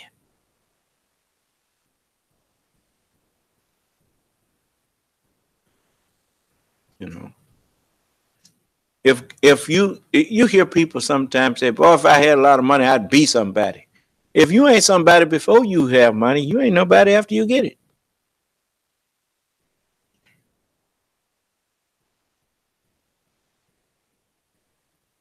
I'm already a decent human being. I don't need no bunch of money to be decent.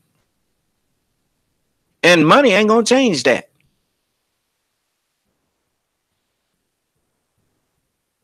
And that's not me boasting. That's just me stating a fact.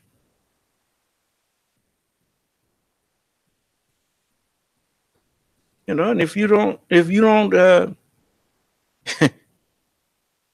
don't like that, well, that's you. I don't care. I haven't wronged any of you.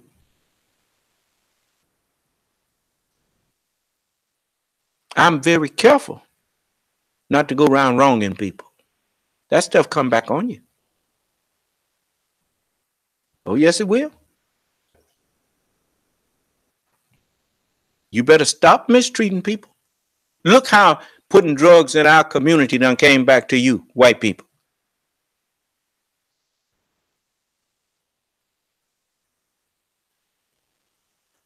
See, you got some people that used to sell drugs that made up their mind they wasn't going to put it in the white community.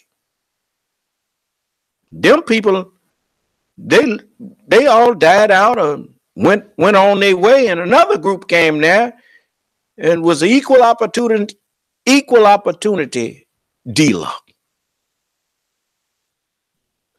He ain't care nothing about nobody. I told you, whenever you love money, the love of money, once it takes root in your heart, and even though I pointed to my chest, the heart that the scripture talking about is your brain. When every waking thought you have is how do I get money?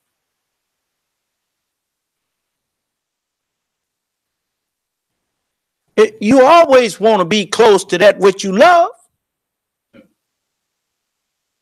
So the love of money, once it take root in you, that is a root that once it roots in, leads you to nothing but evil.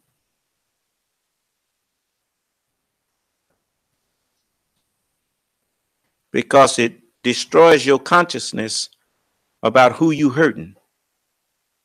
You know how, the average drug dealer, if you ask him, well, man, you need to stop that. Well, if I don't do it, somebody else will. That's his devil talking to him, making his evil fair seeming to him.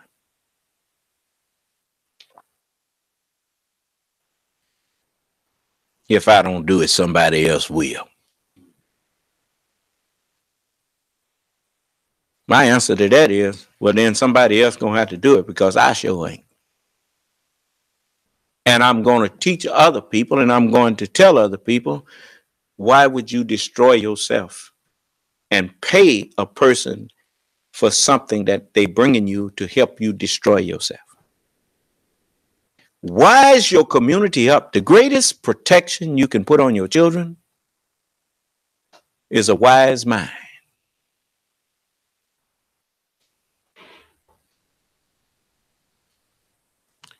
A wise mind. There is no substitute for it. Wisdom is more precious than gold.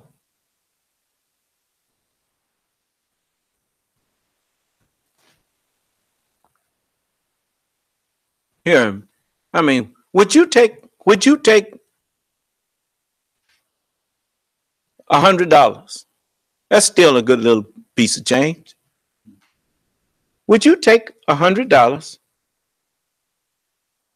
and take a match and light it and throw it in the garbage? You'd have been better off taking what you paid for them drugs and burning that money up and throwing it in the garbage. Because at least if you burnt up the money and throwed it in the garbage, it didn't deprive you. It didn't help you destroy none of your brain cells. But you takes it and burns it up and smells the stuff that destroys your brain. You takes that into your bloodstream. Now you paying to destroy yourself.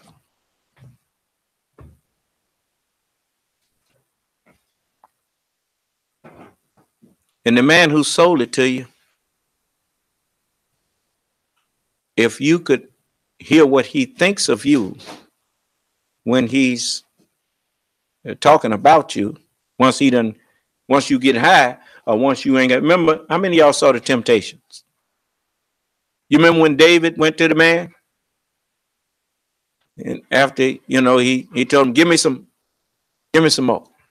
He said, I got a car out there. I'll give you the pink slip to it. That man didn't care nothing about David Ruffin. All he saw was a junkie. And he had to have that kind of attitude, because if he had saw a human being, he would have felt guilty for helping that man poison himself.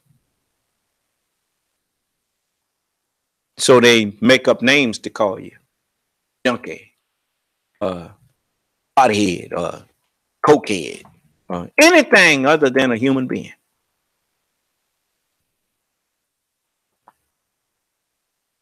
And you ask that same fella, he may have children. The one who's selling your children drugs. He better not catch you selling his now.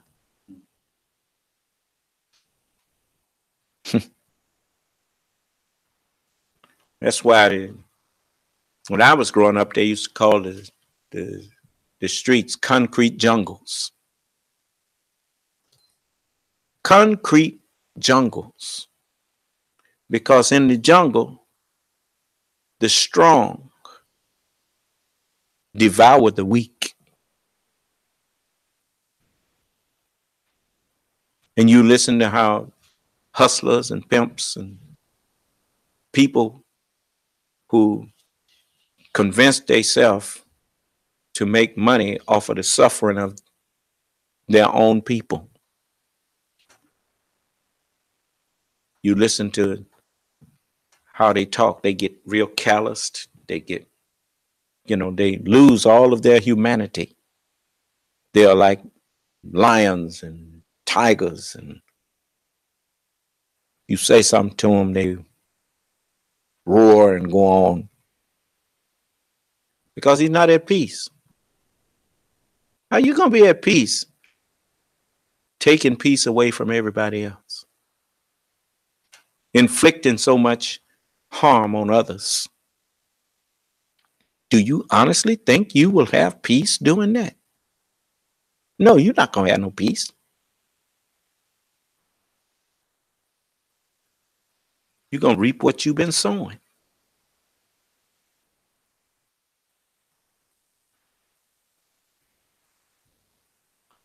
So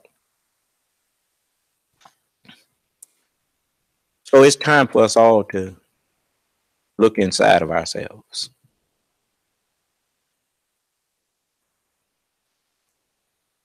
When you ain't doing nothing wrong, what difference do it make who's investigating you? What difference does it make? If you're not doing anything wrong, if you're not saying anything wrong, what difference does it make who's listening?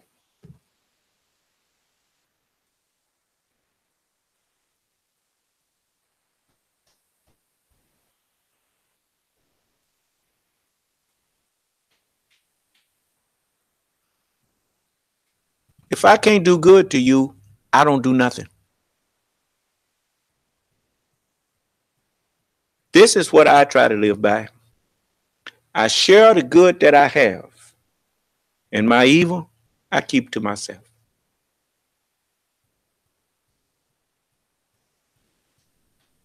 That's why in our prayer it says, I have been greatly unjust to myself, and I confess my faults. I don't ever want to be guilty of doing evil to someone else.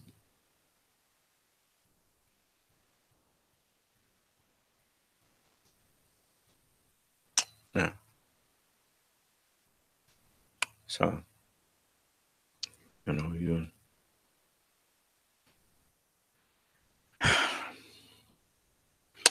Any of you have something you want to ask me?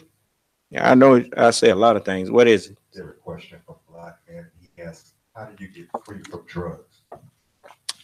The only way you're going to get free from drugs is the only way you get free from anything else that you're doing.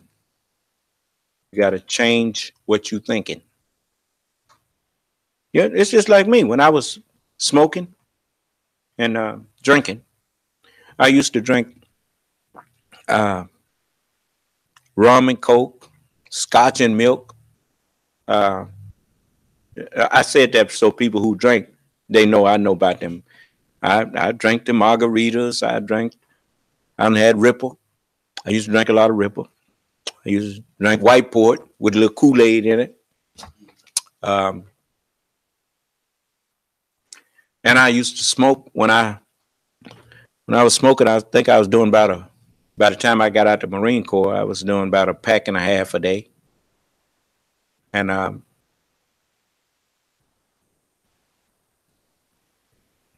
whenever I would drink, I would smoke even more. Whenever I was drinking, I was just chain smoking. I was chain smoking most of the time, but all the time I was drinking, I was smoking. And that wouldn't have stopped if I had not changed my mind. A lot of people say, well, that should have been, I know it was hard for you. No, it was not hard for me to quit because I was given a choice. When Brother Donald told me, brother, Muslims don't smoke and drink, brother, you can't be smoking and drinking if well, I was ready to be a Muslim. So I couldn't be no Muslim if I'm going to keep smoking. So I just stopped smoking and drinking. I started eating right, started keeping up prayer. And in order for you to crave those things, it first had to be on your mind to want them things. So you just stop thinking over those things and replace those evil thoughts with good ones. You can't do what you don't think. It's just like the messenger said this. He said, I say, my friend, since that you are weak, do as the Holy Quran teaches us, the Muslims. If you see something that is going to tempt you, cast your eyes in another direction.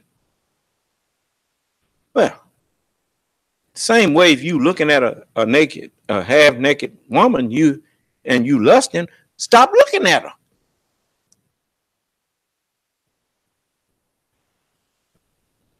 Whatever you looking at there will then your mind will go on what else you looking at instead on that. Well, likewise, if you thinking about drugs, if you thinking about doing them, next you're gonna be doing it. If you want to stop doing it, stop thinking about it. Stop listening to these people talking about, well, it's a dependency. That's the drug dealer talking. Once you do this, you can't get off of it. You can do it. I could get on it. You get on the freeway. Can you get off? You get on a horse's back. Can you get off? You board a plane. You get on the plane. Can you get off?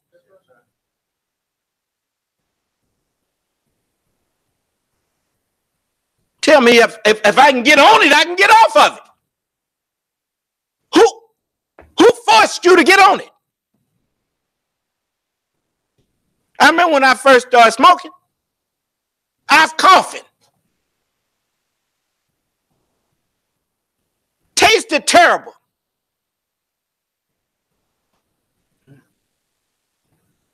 I kept on doing it. Because that was cool. It was cool.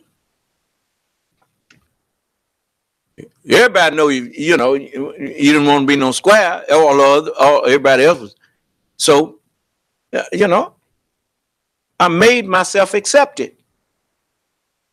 I didn't like beer. I made myself drink that. Stuff tastes nasty. And that rum and coke wasn't that good either. And I didn't really like the stuff. I liked the way it made me feel. So I got past the taste, told myself it was good. But when I was told, if I put myself on it, I can take myself off of it. Ain't nothing got that kind of power over me. You put yourself on drugs, take yourself off.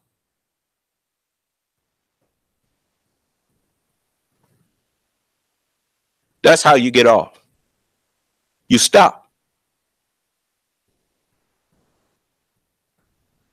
Especially, let me tell you something.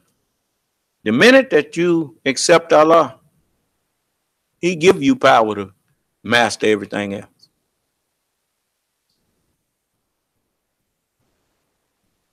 I didn't miss smoking and drinking once I became a Muslim and I had really accepted Allah and His religion, Islam. I didn't even miss it. I just stopped. And I stopped hanging out with people who did those things. I had a whole new New world. I was in a whole different world. Me and my old buddies, we didn't run together no more because they was doing things I didn't do no more.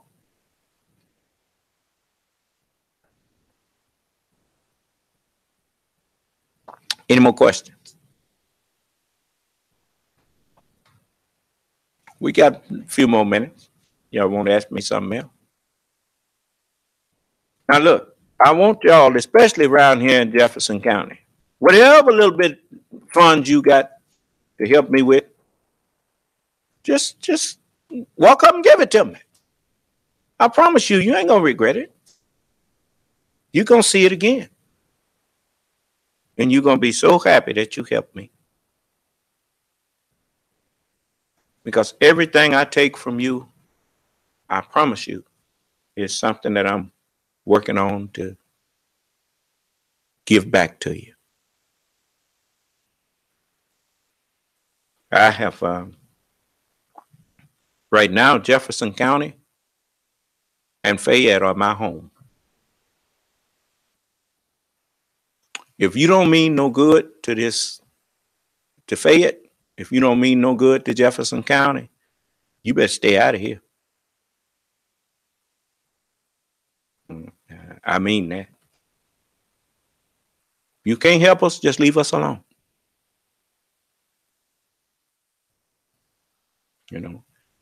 And I didn't just start feeling that way either. I just now announced it. But even before this new mayor came in, you asked Mayor King, didn't I tell him that I'm whatever he needed from me, I was willing to help. I've told the supervisors the same thing. You know, but I ain't trying to take over. It's up to them. They never called on me for anything. But I was there.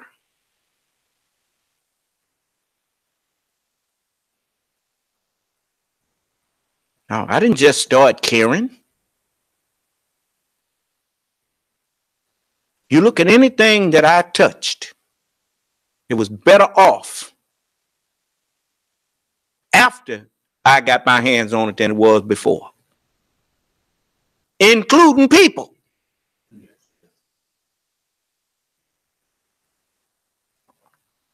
They got an old saying, and I agree. And I heard more women say it, but I've heard men say it too. Man, I can do bad by myself. Well, that's true. If I can't help you, I'll just leave you alone. But I'm not going to knowingly and purposely hurt you. And that goes for anybody. I've learned that, you know, my mother and them used to say it. My daddy said it more than my mama did. He said, God don't like ugly.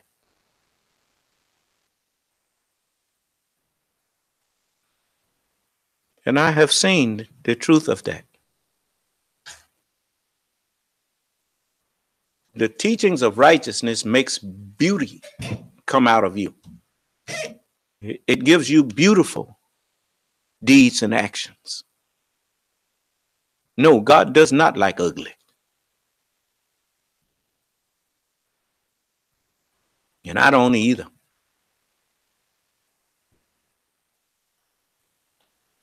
You see? Especially since now I speak with his words.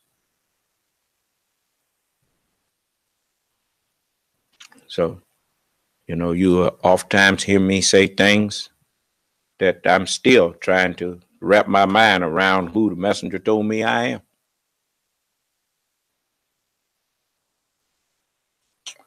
But I want to show you that, you know, I was thinking about Mr. Watkins, the owner of the station up north, and how that man he's did everything he could to keep that station on the air and available for our people to have some type of mass media voice. And when I first met him, I was very impressed with how amicable and how personable he was. And how down to earth, that's what I'm saying. You know, and he was also something else that I admired. That brother, he knew and understood what media is. You putting yourself before and in front of the whole world.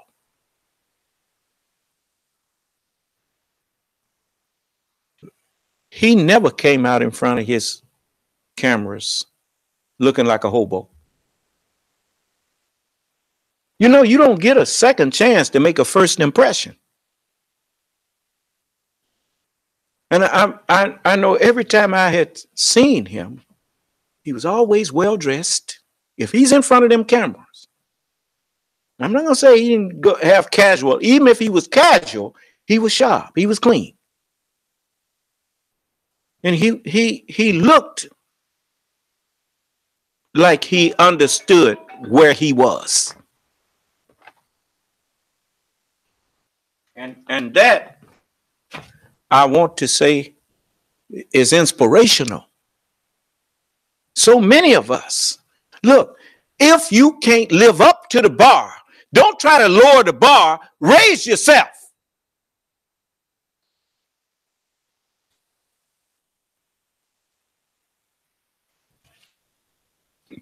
If you notice, every time I come on the air, I'm dressed pretty decent.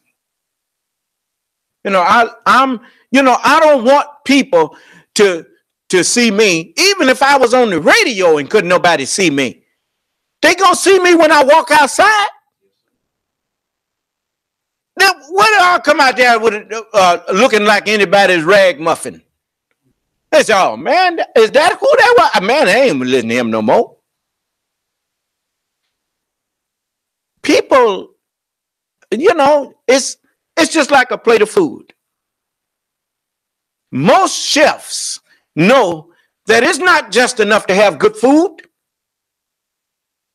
You got to know how to lay it out to make it appetizing to the people. Do you understand?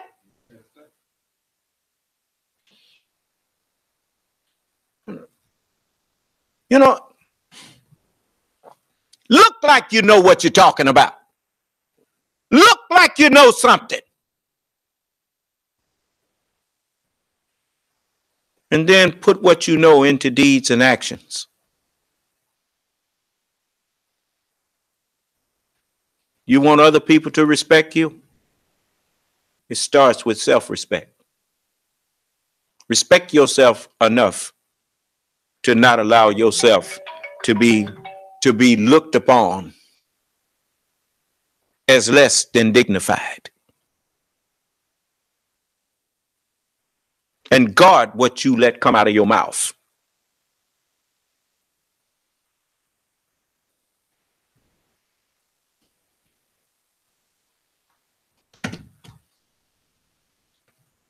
Take cursing and swearing out of your vocabulary. Learn to speak that which, if you are speaking to a king, would be appropriate. Practice it on the pauper. And you won't ever have to wonder or be corrected when you get in the presence of the king. No man has two hearts inside of him. And a well does not bring forth both sweet and bitter water.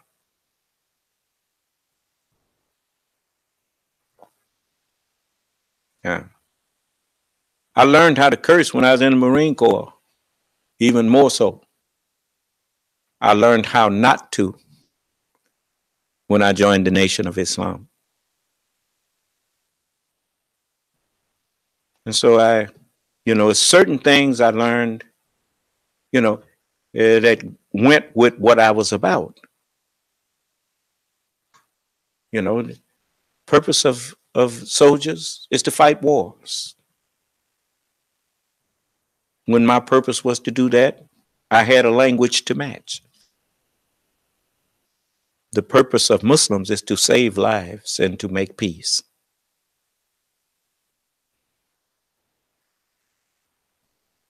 And there's a language that goes along with that. Okay. Learn to speak the language that goes along with what you say you are about. Okay. Then may Allah bless us and keep us safe and in our right minds.